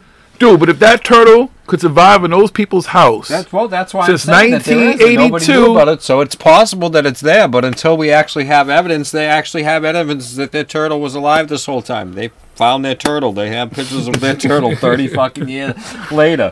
A 30-year-old tortoise. Sorry, we keep calling it a turtle. It's a tortoise. Tortoise. Sorry, turtle. We don't mean tortoise. I want you to get there is mad a difference. There's a very big difference between tortoises and turtles. So, but I mean, yeah, it's possible. These things are possible. But again, until we actually know, it's just stories. I mean, I'm sure they thought to themselves over the years. I mean, just imagine if he's living in the walls of our house. But I'm telling you, people are they're going about it wrong too. Like, we always want to hurt things and stuff, like hunting and stuff like that. You have to take our approach, man. Just go out there, just chill somewhere, set up a fire like we do up in Vermont, smoke some weed and stuff, and just be like, Bigfoot, if you're out there, like, we some cool motherfuckers, man. We just want you to come sit down, smoke a blunt with us. You can tell us whatever you want to tell us. If you tell us we can't tell nobody, we ain't going to say shit. If you don't want to say nothing, you just want to hit the blunt, we cool with that too. You might just come sit down and just be like, hit it up and stuff like that. You know what I'm saying? And be like, peace, and just be out. Don't even say nothing. Just be like, give the hand signal or shit, or the head nod, and just be out. We cool with that too. We ain't trying to hurt you. I don't want to start an intergalactic war with your peoples and shit because these motherfuckers want to hunt Bigfoot and put it in some fucking zoo or show its carcass to somebody. Yes. Do we want to be able to know that Bigfoot is real? Cool. Have we seen through all of our hours and hours and hours of video that any of that stuff is conclusive? No. But we're going to keep looking. That's why we're investigators. We don't run from shit. Like, we go towards, like, my cousin's over here, you know, he's a little scared. So he kind of has the same most hood mentality that when you see some shit like that, like, mind your business and keep it moving. But no, we're investigators. We run to the light, Carol Ann. We going to go into the light. that spaceship land, sorry, I'm gonna go see if they cool. If they hit me with a laser, I'm gonna die instantly anyways. If they're gonna kidnap me, I don't want to be kidnapped. I like to be like Paul. I'd like to meet a cool alien or some shit. But I'm not gonna run from where you gonna go. If those motherfuckers have traversed the universe and they came here to really fuck you up and they land, let's hope that they just came here to talk to you. But if not, they probably just gonna sit up in their spaceship and just shoot big ass lasers or whatever. We see how all the movies end up. These motherfuckers spend all the time to come here. There's only two objectives pretty much. One is to either just end our civilization. Well, it could be, take our shit. Or come here and see if we're cool, whatever, and maybe they can advance us. Maybe they just get tired. All these people with the aliens are coming to save us and all that type of shit. Like, I just don't buy that anymore. That's the thing with all that too, okay? A lot of these people that are just talking about this aliens and stuff like that, okay? They're the same people, okay? And this is the good stuff because this is all true. We're amazing human beings. We have the power to create our own reality amongst our other conscious human beings and stuff like that. We can heal ourselves. We can do all this amazing stuff and everything. And then the same people are like, yeah, but we can't save ourselves. We need these aliens to come and do it. And we didn't do any of this old stuff, this really old stuff. We couldn't have done that stuff. It's not possible that we could have done that. We needed alien technology to do that stuff because we're not capable. But all this other stuff, we're really capable. We can do all this other stuff, which we really can and everything. But how are they going to sit there and say, oh, this and that, and you have the power to do anything and all this stuff, we're amazing beings and everything like that and stuff, but then you look at it back and you're like, no, we couldn't do that and we can't save ourselves now. We need this fucking Sphere Being Alliance, fucking Galactic Federation, Blue Avian, whatever it is, to come down here and save us and stuff because we can't do it. Because I guess we really aren't that great and amazing. We can't create our own realities and stuff like that. You see that the conundrum of all that whole entire thing is where that comes into it. But yes, we are amazing beings. We can create our own reality. We can heal ourselves. We can do all kinds of stuff. We can unlock all kinds of this fucking great abilities, psychic powers and stuff like that. That's all human fucking amazing abilities that we have and stuff. We were able to do all that stuff in the past that we have all over the world. This stone stuff and everything. We just forgotten, lost, fucking don't remember how it was done, and there's people that are slowly unlocking that. We've unlocked the secrets of Coral Castle and stuff like that. Maybe that's it too. There's people have showed that you can move large stones by themselves. This fucking 65-year-old dude in Michigan can move fucking 10-ton fucking stones all by himself. All by himself, without cranes or anything like that, with a couple of fucking some wood and some fucking other rocks and stuff, and buckets full of rocks. I mean, just think about that. Just think about it. We know that you can polish stone and stuff. It just took a long time, like Jim talks about. Jim Chesner, when we had him on the show with the Box Saga, and we've asked him these questions. But see, here's the thing too, though. They just took their time. They just worked. They had nothing. I mean, that's what they did. They worked and they did just what they did. That's what they did. You know what I mean? They had nothing else to do when they were building these temples and doing all this stuff. So, I just think there's a whole narrative when you look back at when the alien thing started and what was happening at the country. I'd be more likely to believe that some of the crypto shit is real, though, too. Like, just from us fucking around and splicing some shit, then it be some aliens doing their shit and bringing Bigfoot here, or Bigfoot's an alien or whatever. Bigfoot might even be the missing link, and it's just gone now. Our missing link to who we are, where we came from, was Bigfoot, and now Bigfoot is gone. Bigfoot's never going to return. We're going to keep looking for Bigfoot, though. If Bigfoot's out there, I'll figure out a way. We're going to figure out a way. We're going to get Bigfoot to come do some shrooms with us or smoke some weed and be chill. I don't know if I want to meet, like, pug wedgies or any of that type of shit, like anything that might be. But, see, I don't want to judge it either. Just because they look all crazy and shit, they might be the nicest motherfuckers on the planet, just be misjudged. And that the tales of them are inaccurate. Motherfuckers lie about a lot of shit, you know what I'm saying? Maybe they're just misunderstood. Maybe they meant some of the first motherfuckers who came here, too, and the first motherfuckers wasn't nice. This is the way they fuck with the natives, too. They're like, what the fuck is this little fucking creatures? Fuck them up. Kill them and shit. They're like, oh, you know what? We got to retreat. Get away from these motherfucking human beings. They're fucked up. And then the humans start telling stories. Watch out for these creatures. They're fucking horrible, mean creatures. They'll kill you, and in the night, they'll steal your babies and boil them and eat them and shit like that. We don't know if that's true, man. We could have been lied to this whole time. Never know. And that's why they don't want to fuck with us. But these human beings is fucked up. Like, we done encountered some shit in all this time we've been here. Some, every now and then there's some kind of strife, whatever. But then these motherfuckers start showing up, a whole lot of them, and they just ill. We got to retreat. We got to get away from these motherfuckers. And then they're like, we know where the caves are. We know what's really here. And every now and then they got to come up and replenish their supplies or whatever. Or they come up just to check on us and look around, see what's going on. Yo, are these humans smarter? Are they cool again?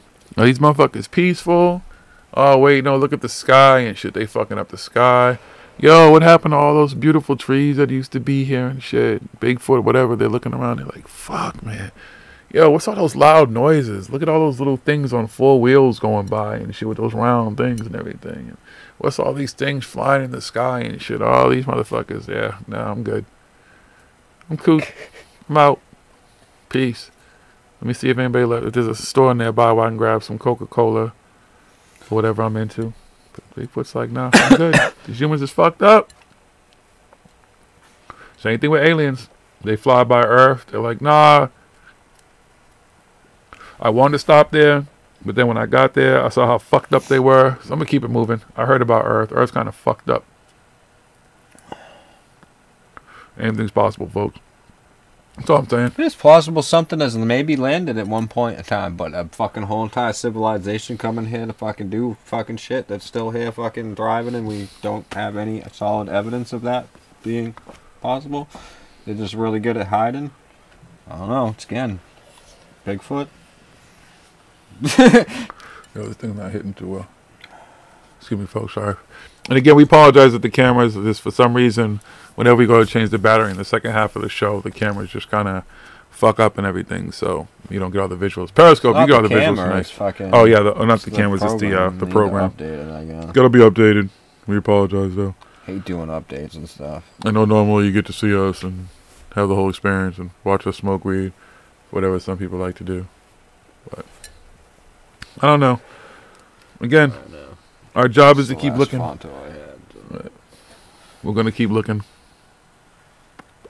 You live out there, cuz, so you're gonna kind of have to be my eyes and ears. Now, just remember, here's a rule: you got a camera. I mean, obviously, you got a camera on your phone. Record. Don't take pictures. Record. And if there's other people around you, have them do the exact same thing. The more the merrier. It's the best way to collect evidence. Because now you have it captured on different devices, possibly different angles, same sound. See, that helps with validity. Because for some reason, whenever shit happens... Yeah, you just got to walk around with multiple GoPros on you at all times. You know. Yeah, just strap them all over your body. Okay? Can you do that? You're going to be out in the woods. You in the triangle. You in the hut zone. Yeah, man, I'm telling you. That's the hut zone of paranormal activity for That's where it started. They landed on Plymouth Rock. Plymouth Rock didn't land on us. Hundreds of years. And then from there, they started their shit. You act like you know. Oh, yeah, no, they went the other way. They went the Far River way. They went everywhere. Yeah, that's the way they mostly traveled. Them motherfuckers was all over here. You bugging. Y'all migrated too. Who wants to go Bigfoot hunting with us? Anyone want to go Bigfoot hunting? Go see if we can find Bigfoot with us? Maybe you know where Bigfoot is. That's why I asked folks, if anybody's had a personal experience, I'd like to hear about it. But nobody I know, other than my possible Mothman. I'm telling you, I don't know what the fuck that was, man. Even when I was a kid, I remember talking about that shit and seeing that shit. And I was just like, I was in awe. I don't know what it was.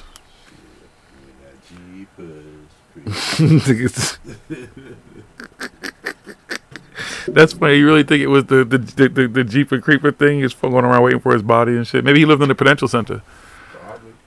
The top of the Prudential Center or the John Hancock. High in the sky. You gotta be up high. I remember I watched this movie when I was a kid. I don't remember the actor's name, but it was they lived in New York and shit, and that there was this, like, remember Rodan from Creature Double Feature? Yeah. The one with it was a pterodactyl. Isn't that what those were? The pterodactyl. It was a smaller version of that. Lived in New York on the Empire State Building. And then it was going around eating New Yorkers and shit. And the dude saw it, but nobody believed him that it was up there until it started terrorizing the city. It was like this cheesy done movie and shit, you know, because back then they didn't have great effects. But I remember watching that shit. I was like, maybe that's some shit like that. Oh, man. Remember it was a cheesy movie? Remember that movie Basket Case? No, sir. I do not. Yes, you do. I don't. You don't remember that? Nope. When that dude had his deformed brother removed from the side of him and had him in the basket. It was a real cheesy, funny bootleg down. Yeah, I don't remember that. 80s too. Yeah, I mean, I saw so many fucking movies. That's where a lot of this shit comes from, too, watching all those fucking movies and shit. Bigfoot. The funny thing was, one of my first Bigfoot memories was and a lot of people don't remember this, the Bionic Man, the $6 million man, fought Bigfoot. Sasquatch. Yeah, he fought him. See, my first Bigfoot experience wasn't on TV. It wasn't anything like that. My first Bigfoot experience was my father telling me stories by the campfire about his experiences of hearing and stuff, Bigfoot out in the woods when he was partying with his friends and stuff when they were younger and everything. And where are these woods at? They're out in fucking out near Worcester and stuff. Right So we outside need to of go to those Worcester and woods stuff. We then can this go summer out there when and it's stuff. warm. I've been out there and we've heard stuff out there again. Whatever I heard, it was high stepping the fuck away from us. we did hear it. But now we bring peace and love and weed. It's high stepping away, but so like my experiences, it wasn't on hearing stuff on TV or anything like that and shit. It was because I heard it from my father and stuff, talked about this story of it stuff. And see, they didn't call him Bigfoot, they called him Thumper. Well, he said it was a Bigfoot, but they named him Thumper and shit because you could hear him thumping through the woods. Well, in the Alpha Flight comic books, they had Sasquatch, which was Dr. Ben something, whatever.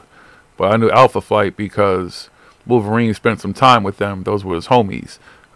Vindicator was his name. The Hudsons, because then the wife became the Hudsons. Yeah, Heather Hudson. I forget his name, but yeah, everything. But that's like Sasquatch. But that's where I first. But I believe it was.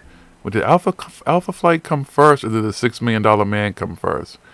But then I started doing like they would have every now and then you'd watch these the channels and they'd have like these documentaries on Bigfoot and all this type of stuff, but I wasn't really into it. I don't know where I really stood on it. This seemed like something that was alright, seems kind of cool, but now I'd like to find Bigfoot if Bigfoot exists.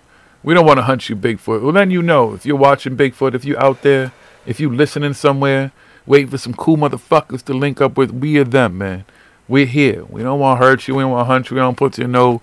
We don't need to take no pictures, none of that type of shit. We cool. Same thing with aliens. Yeah, you could be our insider. Exactly. We need insiders. See, there you go, Bigfoot. You could be our insider.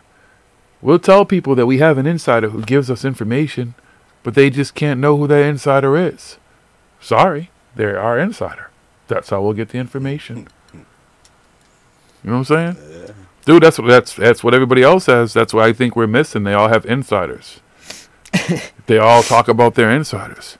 And then they talk about, the other people talk about their insiders, but my insider is telling the truth. So our insider will be telling the truth. We got to find our insider to tell us the truth about all of this. And then we can see some evidence. Because our insider is going to show us evidence, right? Oh, yeah. It won't just tell us. It's going to show us some actual evidence. With actual evidence. But we can't show you that actual evidence. No. But our insider is going to show us some evidence. Okay. Make it all legit, you know. And I've begun to channel my own aliens now, folks. And my aliens, they say... It's a race of Michael Jackson people. No.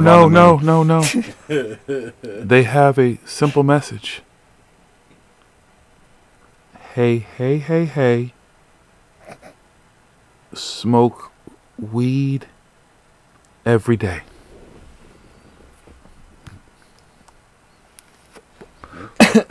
That's what the Rasta Aryans, these aliens are called the Rasta Aryans. And they come from a planet which is plentiful of marijuana. And their fruit grows at 100 times ours, and it's plentiful and it's everywhere. And they have fruits that we don't have here. And when you taste these fruits, it is like something you can't even describe. And that they tell me that's spread peace and love and smoke weed every day. That was their message. You should find out what their barter system might be. Their what? Their barter system? Well, yeah, but they, well, hold on. They're telling me that, that if we keep channeling them, you can smoke it. Yes, if you grow it, they will come.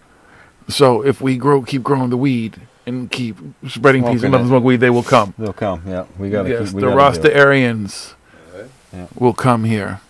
Their planet is called. We got to raise our vibrations, smoke a lot of weed, grow a lot of weed, and then they'll come and they'll come and save us. They're not. No, they're not coming to save us. They're going to come and just bring us seeds of the gigantic fruits and everything that will help us to continue to eat and everything. And yes, the Rastafarians are coming, folks. They said, hey, smoke weed every day. That's the message. I hear you. I'm an alien channeler. Do it up. Are we going to do another blunt, or are we done? Well, if you got more Fontos. You have any Fontos there, cuz? You leave? This is dry. That's why I left them alone. They was falling apart, man. But if you want to mess with them. Let's see if we got. Maybe we'll do See one how last dry one it or two. is. Man, this Let's see how dry I it had is. holes in this pack that we got earlier. Yeah, that sucks. Yep. Because it was dry. I tried to save it. I got some water on it. Oh, that's wet enough. I can do that. All right. So maybe we're going to do one last blunt with you folks. A last blunt Sigmont. All right. So if you got some weed or whatever, roll it up. Who's still here with us? I don't know how many people watching. Who's still here with us? Say hi. What are you doing? It's going to get warm again, folks. Like I said, we have another episode coming to you from a cool location that we did a nice investigation. And with this one, we had the night vision cameras and stuff. We got to test out some equipment, whatever, some interesting stuff. So that's coming. And then as the weather gets warmer, we'll be going around different places and doing some more investigations in different areas. See if we can find Bigfoot, the pug wedgies, the chupacabras, whatever. That's what we're looking for. And I'll be speaking next month, February 22nd to the 26th, or the 25th pretty much, which is my birthday. I will be in California, in LA. I'll be one of the speakers at Conscious Life Expo on Sunday. Talking about everything paranormal. So if you're in Cali, link up. Holla. Send me a message somewhere. One of these things. Paranormal everywhere too. You can just go look on any of our social media. If you follow, say hi. If you didn't follow before, follow. If you're not on YouTube, especially you folks on Periscope, when you watch these videos now, if your eye can't see, if anybody's even watching right now, I don't have good enough eyes. But if you watch it later, the best way to watch the live show on Thursdays is our YouTube stream. You can chat there, you can draw. It's pretty fucking awesome. So, and if you subscribe to, you never know when we pop on. We don't do as much Periscope and stuff. We will. At some point, we'll integrate it. We'll be live and all this stuff as we do all this, and you guys will be able to hear the music and other things. Because, like, if we had a guest, you wouldn't be able to hear them. And that sucks for you. So we'll try to integrate it all. You know, we grow every year. It'll be 6 years in May that we have been doing this every Thursday night. So we ain't going nowhere. And we just try to keep it new. And it gets new. We're going back, and a lot of the stuff that we used to talk about, all this stuff I fully believed in. All the, I'm sorry you folks can't see me, evidence as I put my fingers in the air that was supposedly real, and it's all the research. A lot of it is just... We still believe. Yes, we're believers. Believe in all that, but... We just want to find, if it's we, us that, if we find still evidence, looking for that evidence that says, yes, this is real. A lot of people running around saying it's real. We got the evidence, and no, you don't. I got millimeters. I got SB12s, I got all kinds of shit, but my best meter that I've ever had in my life is my bullshit meter. I don't call it my BS meter, because BS for me is brain surgery, which I've had. But no, my bullshit meter.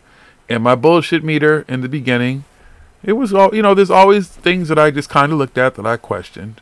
And as over the years, you just do more and more research. It's not that I'm not a believer. Again, I'm telling you, when it comes to Brockton and stuff, one day I'll talk about Brockton. Maybe I'll go out there and we can do a whole episode.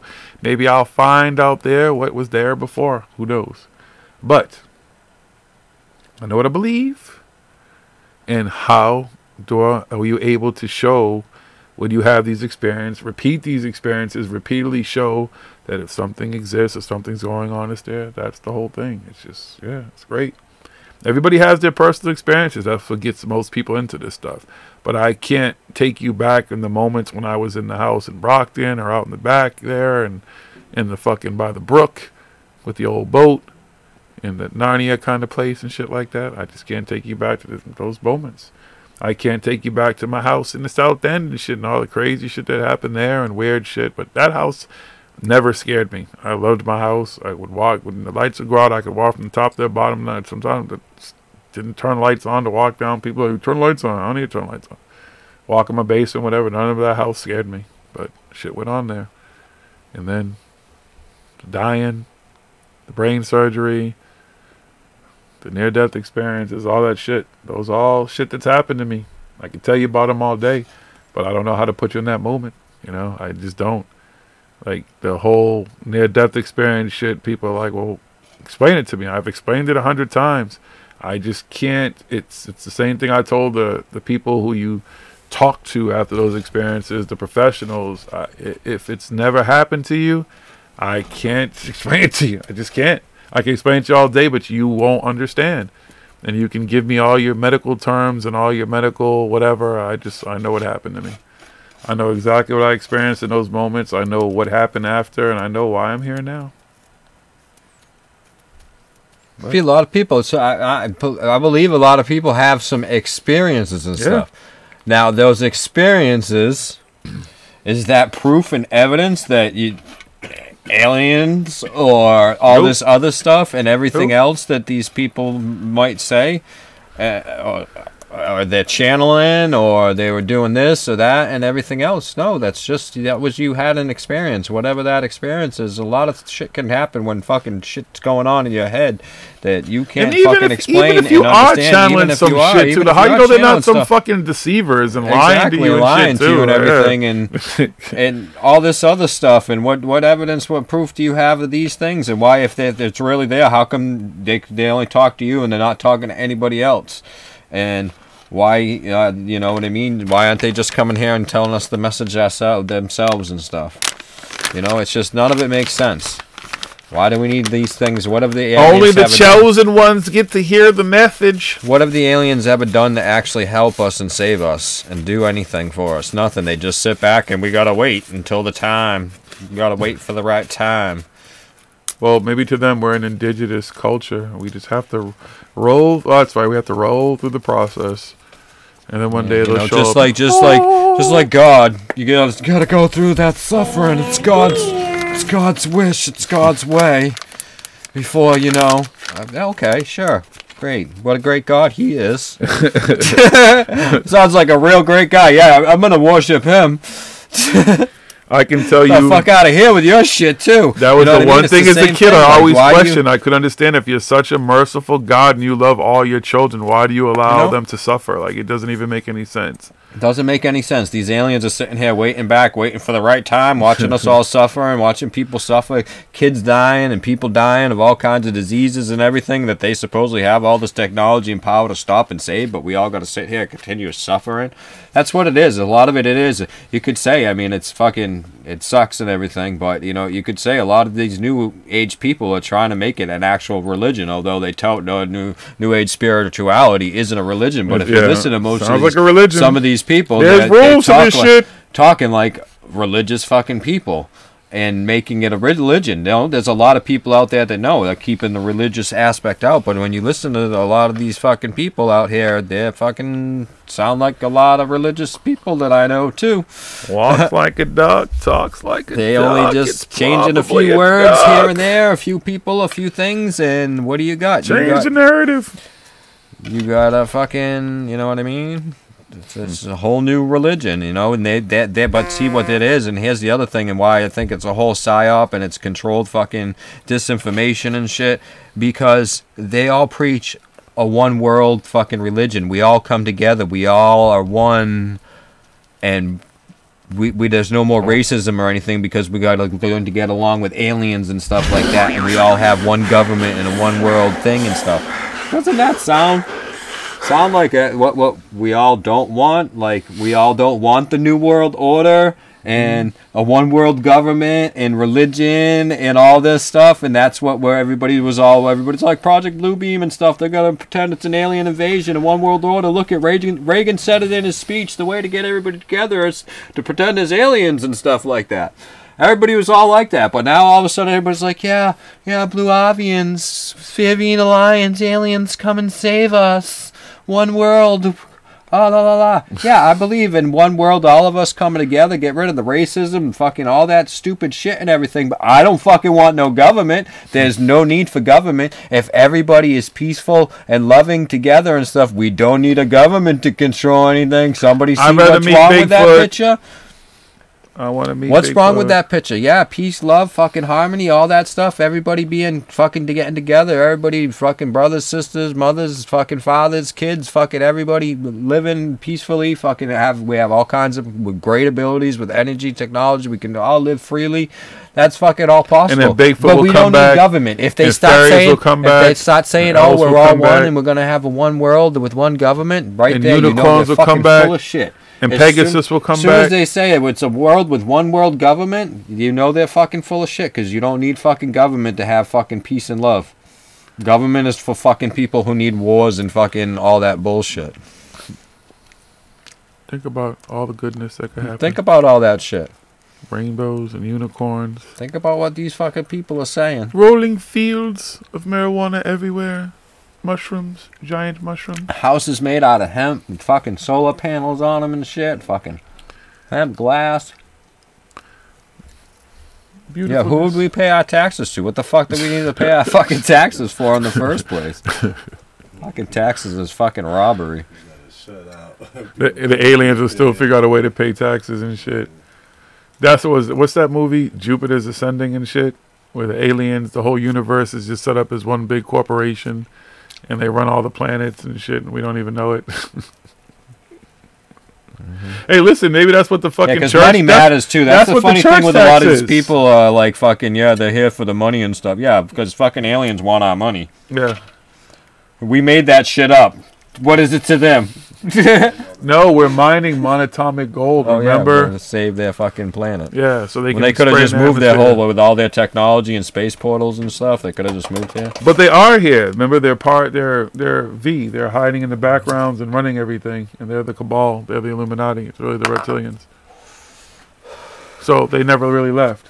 They lied to us. They got tired of the gold. Well, that right there. All right. I Oh, don't wait, know wait. what Remember we their can planet's call coming them. back. I don't know what we can call them, but there really is a cabal, a fucking Illuminati, an evil group of people The dark side. in control of the majority of the fucking planet, in a way. I can't say they're all men, because there are some women and stuff. The queen is one evil fucking bitch, too, but she's just at the front like a scapegoat, but she's still an evil bitch. So there are fucking some human beings that are evil, and they do a lot of evil fucking shit on this fucking planet. You see that in your everyday life, but does that mean those people are fucking snake people or lizard people and shit like that? You know what I mean? Sam Cassell's an alien. This is a guy who fucking just robbed the fucking corner Sam store Cassell's an alien. or did whatever, or the drunk dude who fucking crashed the car into the fucking, Sam the Cassell's church an van. alien.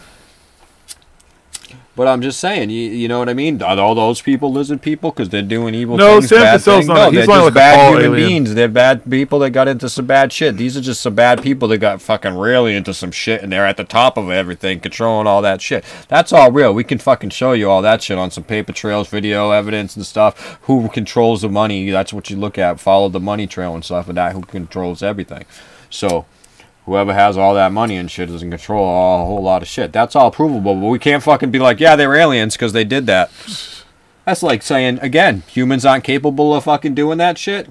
Yes, we is. I don't like saying that humans are capable of evil shit and pulling off some evil shit like that, but yeah, they are. They're fucking capable of doing that. If they can do all this great, amazing shit that we do, we can do some bad shit too. And we have done Duality. some fucked up shit.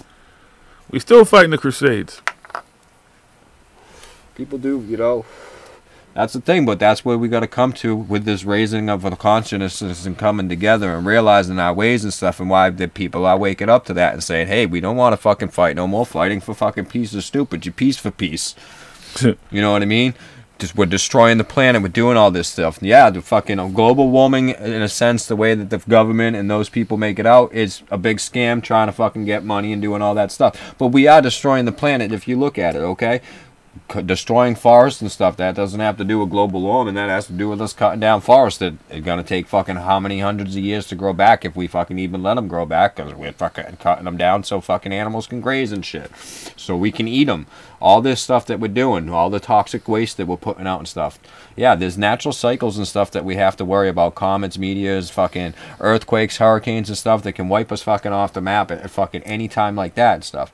that there's not much that we can do about that shit, okay? But there's the stuff that we're doing that's destroying the planet that we can fucking take care of. We can do that. We don't have to live this fucking dirty, disgusting way that we live. We're a bunch of fucking slobs. We're killing the fucking planet and shit like that, okay? We might not be global warming because the temperature rises and goes. Right now we're colder than it's been at certain points. Whatever. But we are destroying the fucking planet. Take a look around. We're doing that shit. We're destroying the fucking planet, okay? All this shit shouldn't be like this. So, we have the power, we have the technology, we have the capabilities, we have the brains fucking to come together all and fucking solve all these issues and problems so we don't have to be destroying our planet. We don't have to fucking be living like this. Yes, there's fucking, we could have free energy and shit like that. We could have all kinds of stuff like that. We gotta stop fucking all this bullshit fighting. Wait, but according to Pepsi, if we do that in the Black Knight satellite, will open up and the aliens will come down and all will be one. If you never have seen, please go and look up the Pepsi Black Knight satellite commercial. It's a good premise featuring some great fucking actors and actresses, and even Usher is on the soundtrack. There's one song that was in the thing. Maybe that's the key. There's no, the Black Knight satellite, there's another thing. There's no actual evidence that it's actually there. And that Nikola Tesla ever said any of that stuff that anybody attributes him to saying to it and everything like that. But that's for another show, you know what I mean? So. Hey, Ma. How you doing? Ma, Adam's here. He's sitting in the background. Cuddy. Feel me? What's up, Auntie? Yeah, we're riding a little bit late. We're just doing a smoke in the last blunt.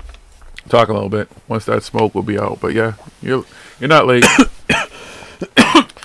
Ma, do you remember when I was a teenager, when I came in the house and told you that there was some crazy big ass thing that flew over my head? I don't know if you remember that. We lived on Braddock Pack. I think your friend Debbie was there, and I was going to her late car to get something out the car. And I came in the house and told you the story. Do you remember that? Oh, I go see. Sorry. I know, it gets confusing when you're in the middle. I'll just see what she says. I don't know if she remembers that story. She said hi to you, too. So, I don't know. Maybe I saw Mothman. When I went to camp and all that type of stuff, everything, all the animals and stuff were all explainable. Like, you would just get used to noises and stuff because they taught you what the different things were. And it was pretty cool. That's what I mean. Even people, like a loon. This is the thing about the people don't. This is why people get like caught up in all this stuff that we've even been caught up in stuff. What people don't understand, they lump it into a thing and make fucking wildly crazy fucking stories until it's understandable to what they comprehend and understand. To their narrative. So if they don't know what this fucking noise is in the woods because they're not used to be out in the woods, it's Bigfoot or it's a fucking puckwudgie or it's this or that because they don't know what it is. Or if they see a fucking bird with long legs and stuff and they don't know about birds, and there could be birds that are really that fucking They've big. never heard of fisher cat. They've never, most people have never heard of raccoons like screech and yell and cry like a baby. To these things because they don't understand. Instead of asking questions and investigating and figure out more, they just make up these stories and put it off to this. And then they start to thread together everything possible to fit that narrative. They cherry pick this and that and everything to make it more understandable, hoping that other people might understand it when all they're doing is taking other things. You know, some of it might be a little plausible, might not be as plausible, and trying to make it fit their narrative to make it understandable. Because the human mind is, I mean, there's a lot of shit. It's really hard to fucking understand our everyday life to begin with, and then you add in all this outside stuff, you know what I mean? Just think about all that stuff. And it's fucking, humans, being a human is, that's what we're here to be, is be humans and stuff. It's a fucking hard job to do. And it can be easier and stuff when you start to understand, and what you don't understand, you take the time to understand it. Instead of just making up stories and saying all kinds of stuff and everything like that, which some of this stuff again is highly plausible. I would love it to be fucking plausible. I'd love to smoke a blunt with Bigfoot or some aliens or some shit like that and do all this Hashtag stuff smoke a blunt with Bigfoot. But again, Let's stop just attributing everything to this and everything to that, and stop taking away the credit of ourselves as human beings. Let's make hashtag make being human great again. Okay, Yeah. we are fucking the greatest fucking beings on this planet. I mean, currently not all of us are the greatest and everything like that and stuff, but we all can be. We all can be fucking better. We can better. We have that ability to be that and to do this stuff, and we can do amazing, great things. We do amazing, great things. Just look at this fucking planet all over the world. The shit that we build. Okay, it's not stone fucking pyramids and everything, which we could do, just not exactly the way they did at the moment and stuff, because we've forgotten some of this shit over time and everything, but it's all possible. It all can happen. Yeah, that was the thing about me. A lot of the stuff I learned in camp too. You leave the city and you start to, they teach them all the different shit that's out there. All the evidence of all this stuff around the world is just evidence that humans were capable of doing this stuff, and they were in contact fucking well before fucking we were told that we were all in contact with her and stuff. That's all this evidence points to and stuff. They each had their little bits of different beliefs and stuff of how things work and stuff, but overall they had their, you know, a lot of same systems of building and stuff, and overall beliefs of how things work and stuff. They had a great deal of knowledge, obviously, about the earth, about the stars, about the fucking, you know what I mean, mathematics and shit like that, physics, all kinds of stuff, because it's encoded in all these buildings and stuff. I don't know if you get rid Why of do we religion always either, say though. it's fucking aliens or some fucking channeled beings and these fucking things and everything like that? Why couldn't it have been us? Nobody ever will answer that. They all like, but because it's because this thing. We couldn't have done that. It's impossible. We wouldn't have done it in that base. This stone thing right here says it looks like an alien, so it was aliens. Look it, we can't do it right now, so it means that we couldn't do it back then. Okay, cool. Sure.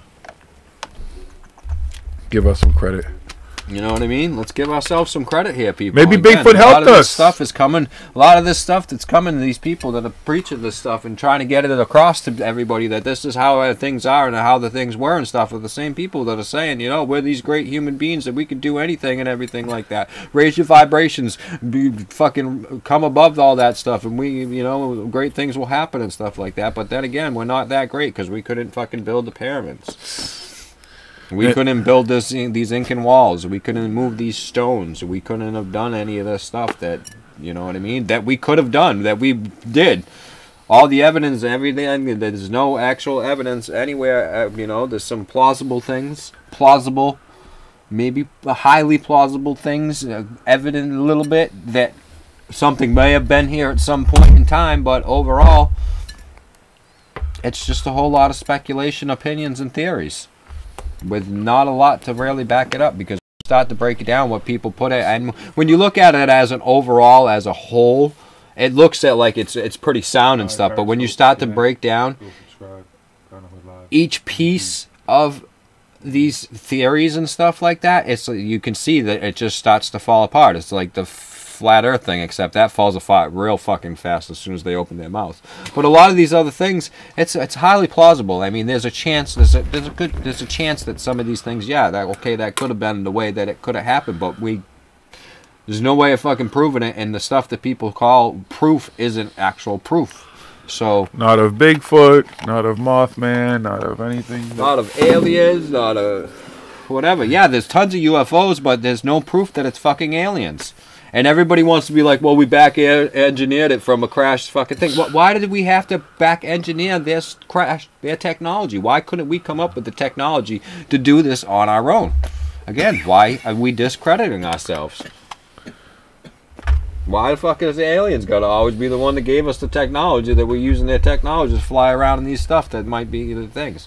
You know what I mean? No, it's fucking us. Just think about all this crazy stuff that you think about up as a kid, or even now, right now. I think about fucking building spaceships and shit like that. If I had the capability I want to do a spaceship. I mean, we read that article. They just dump money into companies that are like that are dreaming about building these projects, and the government's like, here's some more money, go ahead and do it. Sometimes those companies actually do it, and because they're under contract, they just say, yeah, we didn't really figure anything out, and the government actually takes that stuff and they build some kind of plane, and they're up there flying it around, and we don't know what the fuck it is. So it's a UFO, but it doesn't mean it's aliens. It doesn't mean it doesn't mean it's Bigfoot flying around it. Well, it doesn't. Maybe Bigfoot is. It doesn't mean it's fairies or fucking Santa Claus or Santa Claus is real. Maybe it's the Easter or Bunny. Jesus or whatever. any of these things. If once you actually start to investigate the artwork that these things that are in there and the languages of these people that they spoke and their myths, you got to remember a lot of the evidences that people say there was ancient aliens that left this technology and stuff. They're only taking a little piece of a whole entire narrative.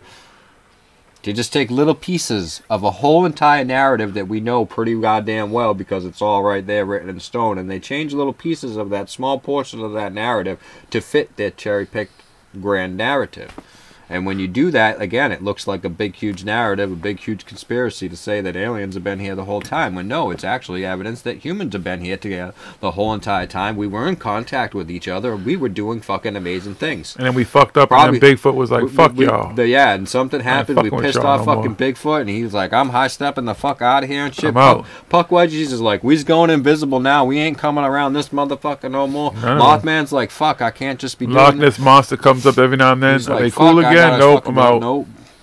I'm out. Something happened. Something I don't know what it is. I mean, there's a lot of evidence. The Younger Dryas events and stuff, comets and stuff, and the whole big cataclysmic events going on in the Earth at the same time, wiping out a lot of people. So then you don't have a lot of people left to pass on this knowledge and everything. We have to start from scratch and we learn again. There's a lot of evidence that's happened time and time again on this planet. We've been here for a lot longer. That's another thing. There's evidence to show that we've been here longer than what people want to tell us. Again, there's a group of evil people that want to keep us at fucking not knowing enough the truth about how great we really are. Remember that whole narrative? But then it's like, no, the aliens are coming to save us. We couldn't have done that. Government's good. Q. All this other bullshit. Hashtag smoke a blunt with Bigfoot. All right, folks. So about to be do out. Your research. Dig Last deep. blunt smoke. Look at everything. All fucking narratives of it. Who's saying this? Who's saying that? Where's the money coming from? Who's making money from it? Where's the money going? Where's everything going? If you're new to the show, subscribe. We're here. You never know. We're here every Thursday night, 8 to 11 p.m. Then we do this last blunt segment. So you see we were a little bit late. But you never know. We might jump on. Just do a show. Talk about whatever. You never know. Sometimes we just go out and do a little investigation. So we might jump on live here. You never know. So follow us here. Follow us on Instagram, Facebook, Twitter, Pinterest. Is Tumblr still around? We're not on MySpace though. We didn't make MySpace. Yeah, man. Tom, fuck you. Yeah, Tom. Why don't you hook us up, man? Yeah, Tom. Just us and shit. Just us and shit. You know That's wrong, Tom. Yeah, we on FBI. I mean, Facebook, Instagram. We're on the AI. Yeah, anybody do the 10-year challenge? Oh, shit. All right, folks. Peace and love. But until next week, tell a friend, be a friend. It's ParanormalHooD. We out.